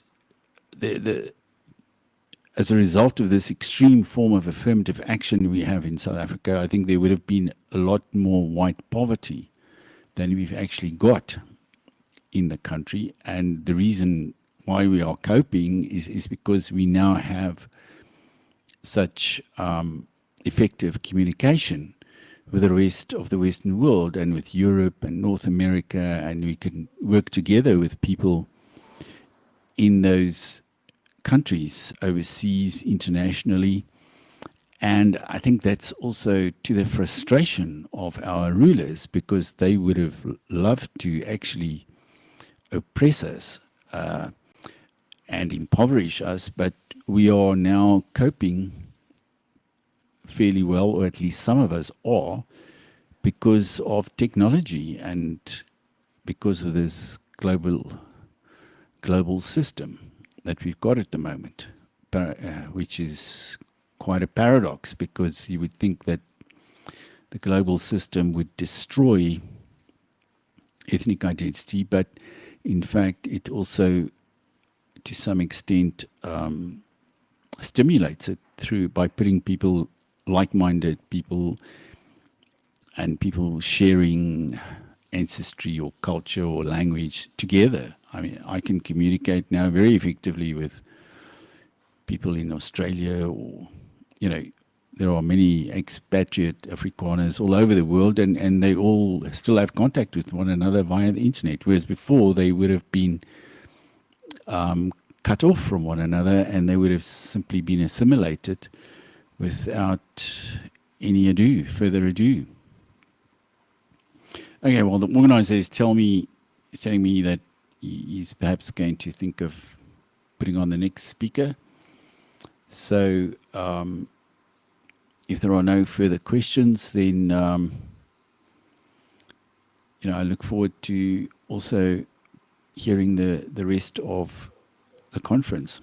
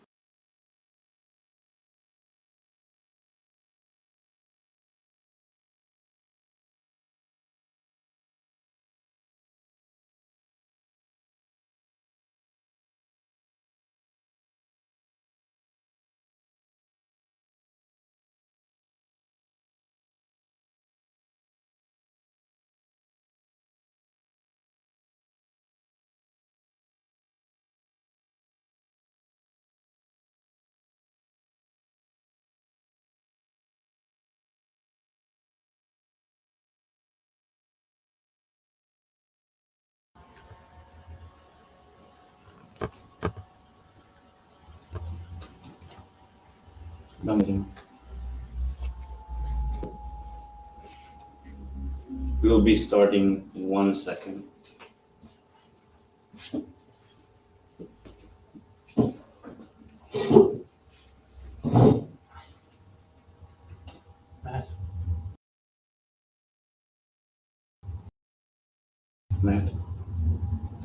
Üdvözöllek, Bajtár kultúra védelmezői! Vékony Csongor vagyok, a Mi Hazánk mozgalom ifjúsági szervezetének, a Mi Hazánk ifjainak elnöke. Nagy megtiszteltetés számomra, hogy én képviseltem Magyarországot ezen a rendkívül fontos nemzetközi nacionalista konferencián. Köszönjük a meghívást, Isten éltesse Észtországot megalakulásának 104. évfordulóján. I greet you, my dear brothers in arms, the defenders of the European race. I am Csongor Vékony, the chairman of the youth of our homeland movement. It is of great honor for me to have the opportunity to present Hungary on this extraordinarily important nationalist conference. Thank you for the invitation. God bless Estonia on the 104th anniversary of its formation. Mielőtt az életvédők nemzetközi kapcsolat építésének fontosságáról és az identitás politikáról, mint európai civilizációnk fennmaradásának kulcskérdéséről beszélnék, Röviden tisztáznom kell, pártunk, a Mi Hazánk mozgalom hol helyezkedik el a magyar politikai pártpalettán. Before I start talking about the importance of building international connections for the defenders of life and identity politics as the most important issue for the survival of the European civilization, first, I have to clarify the position of our homeland movement on the Hungarian political spectrum. Európában Magyarország közbeszéd tárgyává vált az elmúlt évek eseményei miatt. Az illegális bevándorlók megállítása céljából határkerítést építettünk, rendőrök, katonák, mezőőrök védik déli határainkat és így Európát. Áprilisi országgyűlési választásunkkor népszavazást tartunk gyermekvédelmi törvényünkről, mely az LMBTQ propaganda megállítása érdekében született. A Fidesz, mint kormányzó párt és miniszterelnökünk Orbán Viktor neve a liberális oldalon üldözendő névként terjed, míg a nemzetközi jobboldal megemlapját előtte. Miért van szükség egy ilyen párt mellett a Mi Hazánk mozgalomra? In Europe, Hungary became the topic of common talk because of the happenings of the last few years. We have built a fence in order to stop illegal immigrants and illegal immigrants. Policemen, soldiers, and volunteers are protecting our southern border and Europe with that. On the parliamentary elections in April, we will be conducting a referendum on our child protective legislation, which is supposed to stop LGBTQ propaganda. Fidesz, the governing party, and the name of our Prime Minister, Orbán Viktor, became a swear word on the liberal side, while the international right wing tips their hats in respect. Why is there a need for our homeland movement when there is Fidesz already? A határkerítés megépítését a Mi Hazánk mozgalom elnöke, Torockai László kezdeményezte, hiszen a település, melynek polgármestere a kerítéstől pár száz méterre található. A Fidesz elutasította a kezdeményezést, majd pár hónappal később saját ötletként tárta a parlament elé. A rendőrök és katonák nincsen kellőképpen megbecsülve, alacsony a bérezésük, a liberális jogrend következtében félnek az önvédelmi fegyverhasználatot követő retorziótól, munkahelyüket csak a kötelező oltás felvétele esetén tarthatják meg. A mezőőrök ellen, akik párban járva fognak el akár 20 migráns csoportot, és több ezer migránst tartóztattak fel az elmúlt években, most jogi eljárás indult. The construction of the border fence was initiated by László Torockai, as the settlement he's the major in is just a few hundred meters away from the fence. Fidesz declined this initiation at first, and a few months later started the construction as its own idea. Our policemen and soldiers are not properly respected, their wages are low, and due to liberal legislation, they have to fear the consequences of weapon use in self-defense, as they can only visit their workplace after taking mandatory vaccination. The child protective legislation is also a good idea, but it is only for show and without actual substance. A gyermekvédelmi törvény szintén helytálló kezdeményezés, akár a látszat jobboldali politika, mint valós tartalommal megtöltött. Az LMBTQ Pride felvonulást, ha valóban nemzeti és keresztény kormányunk lenne, már betiltotta volna. A most meghozott törvény pedig nem tartalmaz szankciót, így hiába tettünk feljelentést az LMBTQ propagandát terjesztők ellen, a rendőrség közölte, hogy mivel a törvény nem tartalmaz szankciót, így nem tudják hogyan büntetni az elkövetőt. The child protective legislation is also a good idea, but it is only for show again without actual substance. If our government was actually Christian, the LGBTQ pride marches would have already been banned. The current law does not contain sanctions either, so even after we reported the propagandists of the LGBTQ movement to the police, they could not punish the perpetrators. Tehát a Mi Hazánk mozgalom képviseli Magyarországon egyedüliként a nemzeti keresztény gondolatot. Két nagy politikai csoportosulás létezik Magyarországon az 1990-es rendszerváltás óta. Orbán Viktor és a Fidesz centrumpártként az egyik nagy tömb, mely lassú nemzethalálhoz vezet, miközben Gyurcsány Ferenc és a baloldali pártok a másik nagy tömb, mely kormányra kerülés esetén gyors nemzethalálhoz vezetne. A Mi Hazánk mozgalom egy harmadik utat kínál. A baloldaltól elhatárolódunk, de a kétszínű álljobboldali politizálástól egyaránt. 2018-ban alakult szervezetünk, mivel a Jobbik, korábbi jobboldali párt, 180 fokos fordulatot véve most a liberálisok és kommunisták soraiba állt be. It is only our homeland movement that represents true national Christian ideals. There are two big political movements since the system change of 1990. Orbán Viktor and Fidesz are one. That leads to slow death of the nation as the center party, and Gyurcsány Ferenc and the leftist parties that would lead to the death of the nation immediately. Our homeland movement serves a third way. We stay away from the leftists, but also from the two-faced fake right-wing politics. Our organization was created in 2018 as Jobbik, the former right-wing party, had made a U-turn and joined the communists. Most röviden vázolnám, miként látom a világ alakulását. Európa elmúlt 300 éve identitásfosztásról szólt, az európai embertípus és kultúránk pusztításáról. Az 1700-as évektől kezdődően a vallási identitásunkat pusztította a liberalizmus és a marxizmus minden elődjével és különböző változataival együtt. Ennek legmeghatározóbb pontja az 1789-es francia forradalom volt. A második világháború lezárása óta a hazaszeretet és a nacionalizmus fogalmát a baloldal tömegmészárlással olyan gyilkosok cselekedeteivel azonosítja, akik elvek nélkül szolgálták ki előbb a nemzeti szocialistákat, majd a kommunistákat. Minden németet megbélyegeznek a nemzeti szocializmus miatt, és a szőke, kékszemű filmszereplők mindig gonoszként vannak ábrázolva, miközben a valósággal teljesen ellentétes módon egyre több a néger iskolaigazgató és néger hős. Hazugságokat ültetnek a fiatalok fejébe. A vallási identitás pusztítását követően tehát a nemzeti identitás pusztítása vette kezdetét.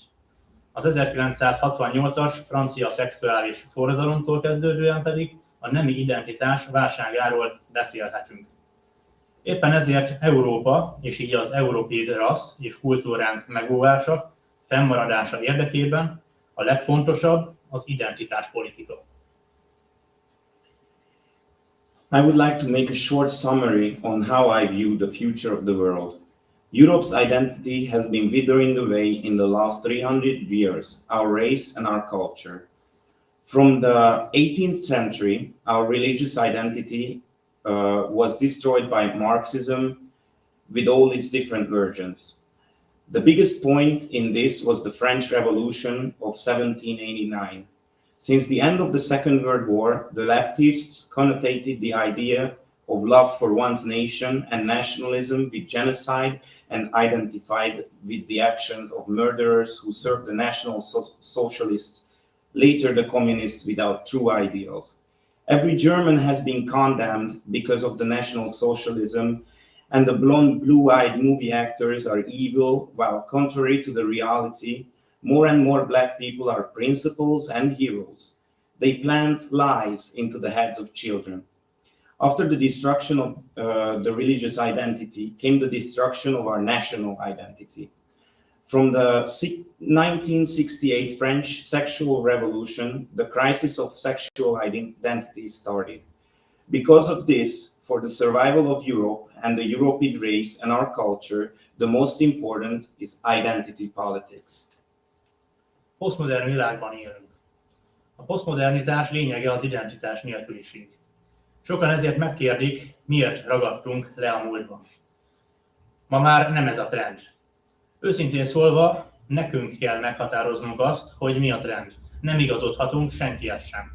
Elveinket nem adhatjuk fel, és nem feledhetjük, hogy vannak bizonyos örökérvényű igazságok, amiken soha nem fog tudni változtatni senki. Ilyen például, hogy egyetlen erkölcsről beszélhetünk csupán, és nem arról, hogy mindenki rendelkezik egy sajátos erkölcsfogalommal. Vagy ilyen igazság az, hogy a család egy apa, egy anya és gyermekei kapcsolatát jelenti, és nem két vagy több abnormális ember kapcsolatát. Hozzáteszem, nem lenne szabad örökbe fogadniuk gyermeket, és nem lenne szabad a keresztény házasság fogalmát használniuk közös életükre. Tudnék még ebben a témában mit mondani, de most inkább térek át a következő témára. Annyit azért hozzátennék, hogy a Nemi identitás válsága című könyvem alig egy hónapja jelent meg, és a mellettem ülő Ádám részéről már folyik az angol nyelvre fordítás, úgyhogy remélhetőleg hamarosan sikerül ezt is eljuttatni hozzátok. We live in a postmodern world. The essence of postmodernism is the lack of identity. Because of this, many ask, why do we live in the past? Today, this is not cool anymore. Honestly, we have to set what is cool. We cannot settle. We cannot give up our ideals, and we cannot forget that there are certain eternal truths that nothing and nobody can change. For example, there is only one moral system, and it is not and cannot be separate for each individual. The eternal truth that their family is comprised of the connection of a father, a mother, and their children, and not two or more abnormal individuals. I may add that they should not be able to adopt, neither to use the term marriage for their love lives. I would be able to say more on this topic, but I'd rather move on now. I would like to only add one more thing. My book, titled The Crisis of Sexual Identity, came out less than a month ago, and Adam is already working on its English translation, so I will be able to show you that soon, hopefully. Beszéltem már egy-két dologról, de ami számomra és voltaképpen egész Európának a legfontosabb kell legyen, az a fiatalok megfelelő neveltetése. Ki mind neveli nemzete ifjúságát, úgy látja annak jövőjét. A Mi Hazánk ifjai elnökeként szervezetünk tagjai számára a hazaszeretet, kereszténység, életvédelem 3-as alapelvet határoztam meg, gyakorlatilag a régmúltból fennmaradt 3-as jelszót átörökítve az Isten, haza, család vezérelvet. Hogy mi tartozik az életvédelem alá? Családvédelem, nő- és gyermekvédelem, magzatvédelem, és ilyen formában az LMBTQ lobbival, a gender lobbival való szembenállásunk, a rasszvédelem, azaz az egymástól távol álló rassztípusok közt keveredés elutasítása, az illegális bevándorlás megállítása, a BLM megvetése, a cigány bűnözés felszámolása. I talked about a few things already, but for me the most important thing would be, and I think should be for all of Europe, is proper education for youth. The way you educate your youth, the way your future is formed. As the chairman of the youth of our homeland movement, I formulated 3 basic principles that are patriotism, Christianity, and life protection, which is practically the same as the old principles of our homeland, God, and family. So, what is life protection? Family values, woman and child protection, fetus protection, and with this, our opposition against the LGBTQ lobby, race protection, which is the opposition against mixing races, and the fight against illegal immigration, fight against BLM, and against gypsy crime. Jelenleg 2 területen szükséges megvívnunk harcunkat. Önmagunk szilárd identitásának kialakítását követően kulturális tekintetben kell helytállnunk, de ezzel párhuzamosan az utcán is jelen kell legyünk. Minden jobboldali fiatal kötelessége tehát az egészséges életre törekvés. Megfelelő szellemi, lelki és fizikai önfejlesztés.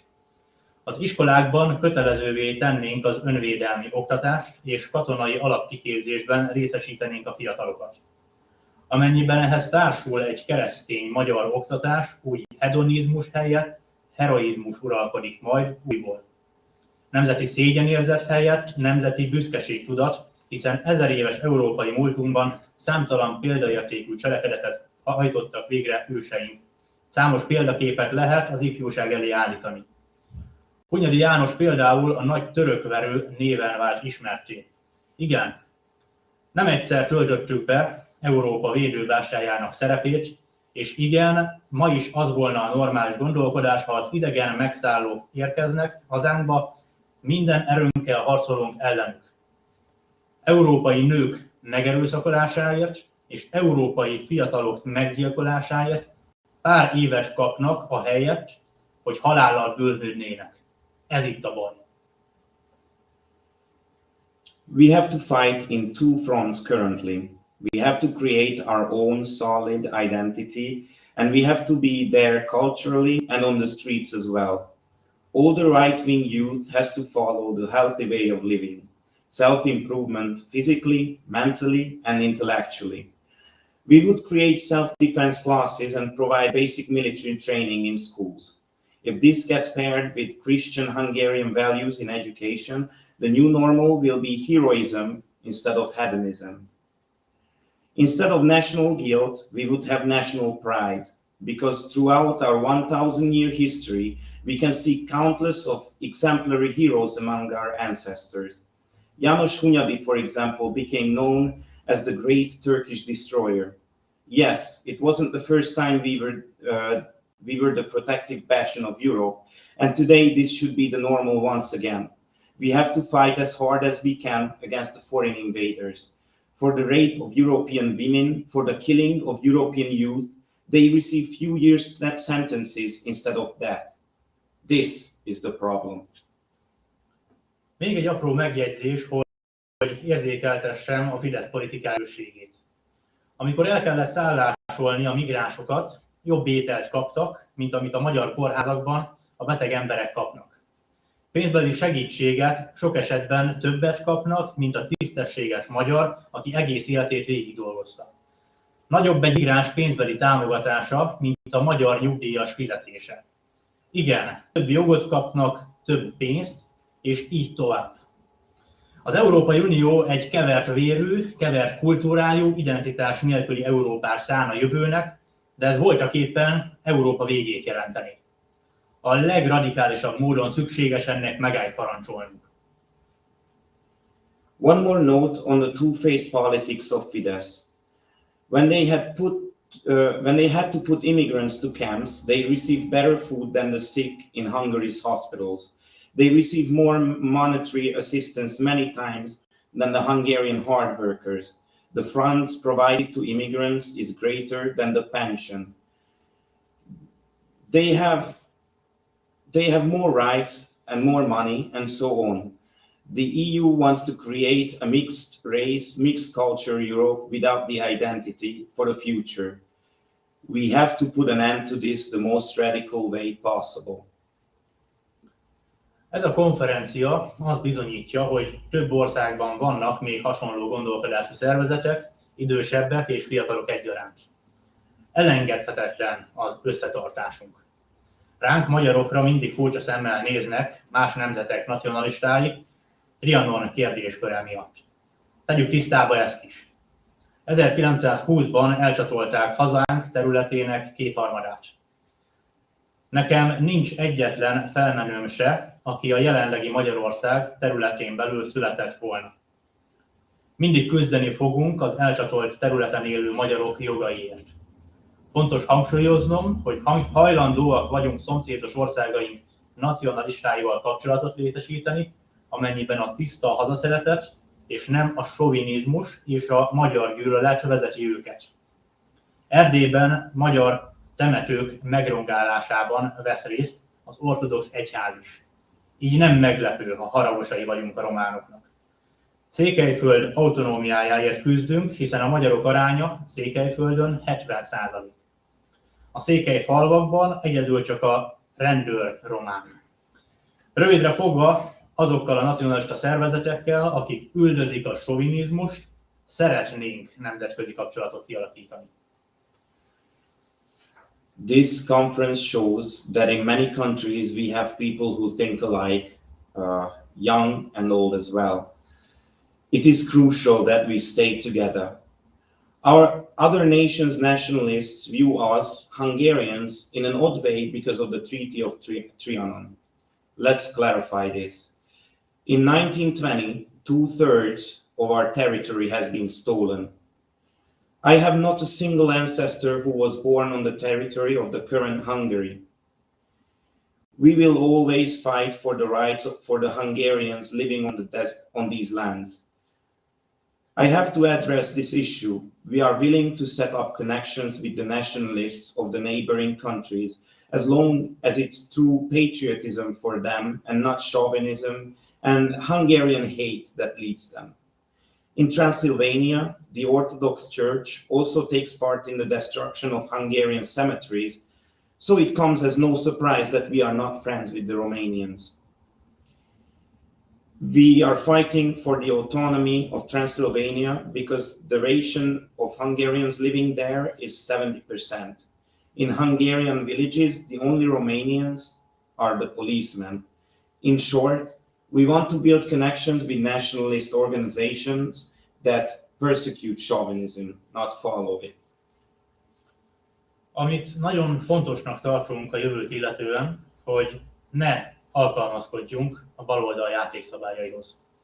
Tehát magasról tegyünk a politikai korrektségre, a kötelező toleranciára, és így tovább. Szabadságot hirdetnek, és eközben mindent ránk akarnak erőltetni. Ez a posztmodern taktikája. Nem azzal van baj, ha valaki elfűen kiáll a nézete mellett, hanem ha korlátlan szabadságot hirdet, miközben mindent betilt, ami ellentétes nézeteivel. Egyéni véleményem az, hogy az óvodákban, iskolákban, médiában igenis szükség van a cenzúrára. Minden, ami a gyermek, a család, az élet ellen való, ami pusztítja nemzeti, vallási és nemi identitásunkat, azt be kell tiltani. Lehet, hogy ijesztően hangzik, de már rég nem szabad finomkodnunk. És hogyan lehetséges ez az Európai Unióban? Nem kell hozzájuk igazodni. Hogy milyen módon akarunk rendet tenni országunkban, és mit tartalmaz ez a rend, azt majd mi, magyarok, eldöntjük. De ugyanígy igaz ez minden országra nézve. Az Unió ne szóljon bele a tagállamok belső működési rendjébe. What I think is important is not to play the game of the left. So we should not care about political correctness and mandatory tolerance, etc. They say liberty, but they try to force their beliefs on us. This is the strategy of the postmodern. It is not a problem if somebody stays true to their beliefs. It is, however, if they want unlimited freedom while they ban everything that opposes their ideals. My personal opinion is that in preschools, schools, and media, we need censorship. We have to ban everything that destroys culture, life, and identity. This may seem scary, but we cannot be soft. How is this possible in the European Union? Do not play their games. In what way we want to set order in our country, us Hungarians will decide for ourselves. But this is true for all countries of the European Union. Sokszor mondják, hogy semmi realitása nincs céljainknak. A történelem pereke forog, bármikor valósággá válhat bármi. Csak aki mert nagyot álmodni, az lett képes nagyot alkotni. The Union should not have a say in the order of other countries. In many times they say that there is no reality in our goals, but the wheel of history turns and anything can come to reality at any time. The ones who dare to dream big can create big. Végső üzenetként annyit hagynék hátra, legyetek büszke európaiak, legyetek büszke életvédők, és ne feledjétek sohasem az illetellenes erők munkásságával szemben hazánk, Istenünk, családunk, gyermekeink védelme mentén nem létezhet olyan, hogy túl radikális. Aki nem tesz meg mindent a sajátjáért, az nem méltó annak birtoklására. In conclusion, I would like to leave one message for you. Be proud to be European, be proud life protectors, and do not forget that the anti-life forces, our God, our homeland, our family, and our children, in protection of them, there is nothing too radical. If you don't do anything for your own, you are not worthy for them. Köszönjük a figyelmet. Thank you for your attention. Vállalunk kérdéseket? We are ready to hear some questions.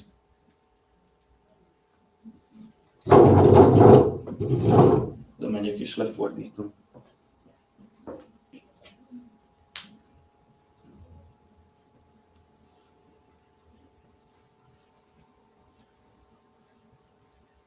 Nincs akkor.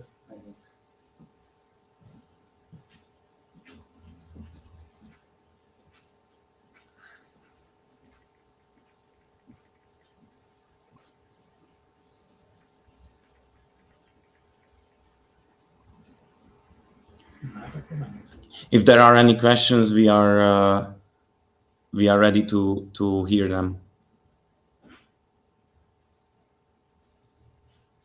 There are no questions. All right. Thank you for the comments. The question is, how popular are authors like Julius Evola in Hungary? Mennyire terjedt Julius Evola Magyarországon? A hazai nacionalista szervezetek rendkívül nagy tiszteletét fejezik ki Julius Evolának, így jó magam is már legalább 10 könyvét elolvastam, úgyhogy terjed hazai körökben. It is of great popularity among Hungarian nationalist circles. Csongor himself has read more than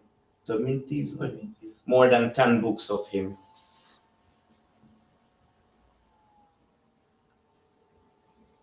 Közelebb rakhatom a gépet. Könnyebben elolvasom.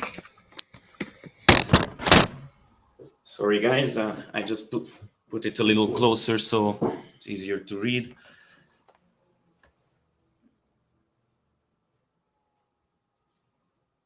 Unlike with the push for postration.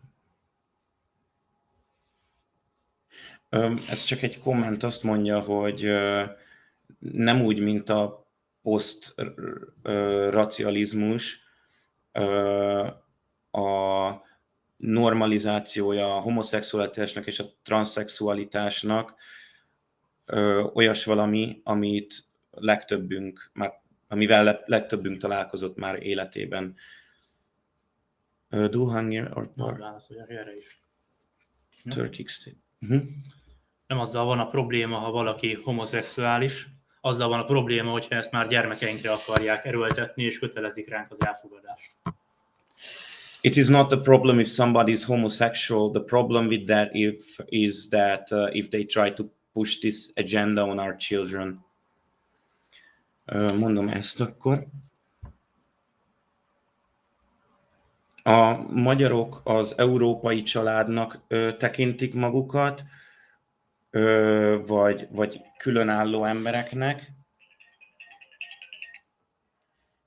és mit gondolunk Orbánról, az Európai Unióról és a türk államokról.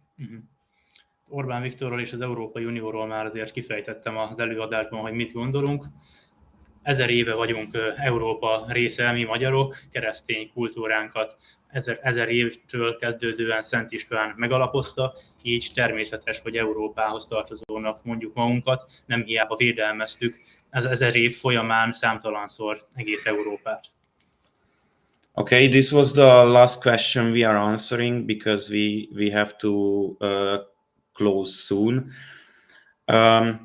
We have been part of Europe for 1000 years and we consider ourselves Europeans, but our stance on Orbán has been heard in Csongor's speech. That's what we think exactly.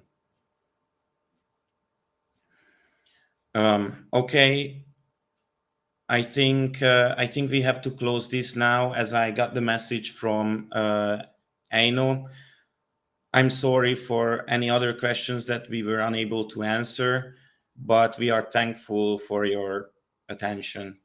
Le kell zárnunk, azt kaptuk az Einótól, de megköszöntem nekik, hogyha szeretnél még valamit mondani. Feltehetik a kérdést neked esetleg privátba, Einón keresztül? Yes, if you have any other questions, then please text Eino about it, and he will forward them to me, and I will get some feedback from Csongor. Yeah. Thank you very much.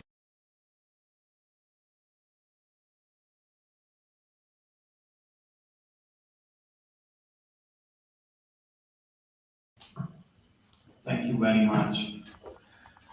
So this is the end of our conference. After many, many long hours, I do apologize to any viewers who experienced some technical difficulties. So this is the end of our conference.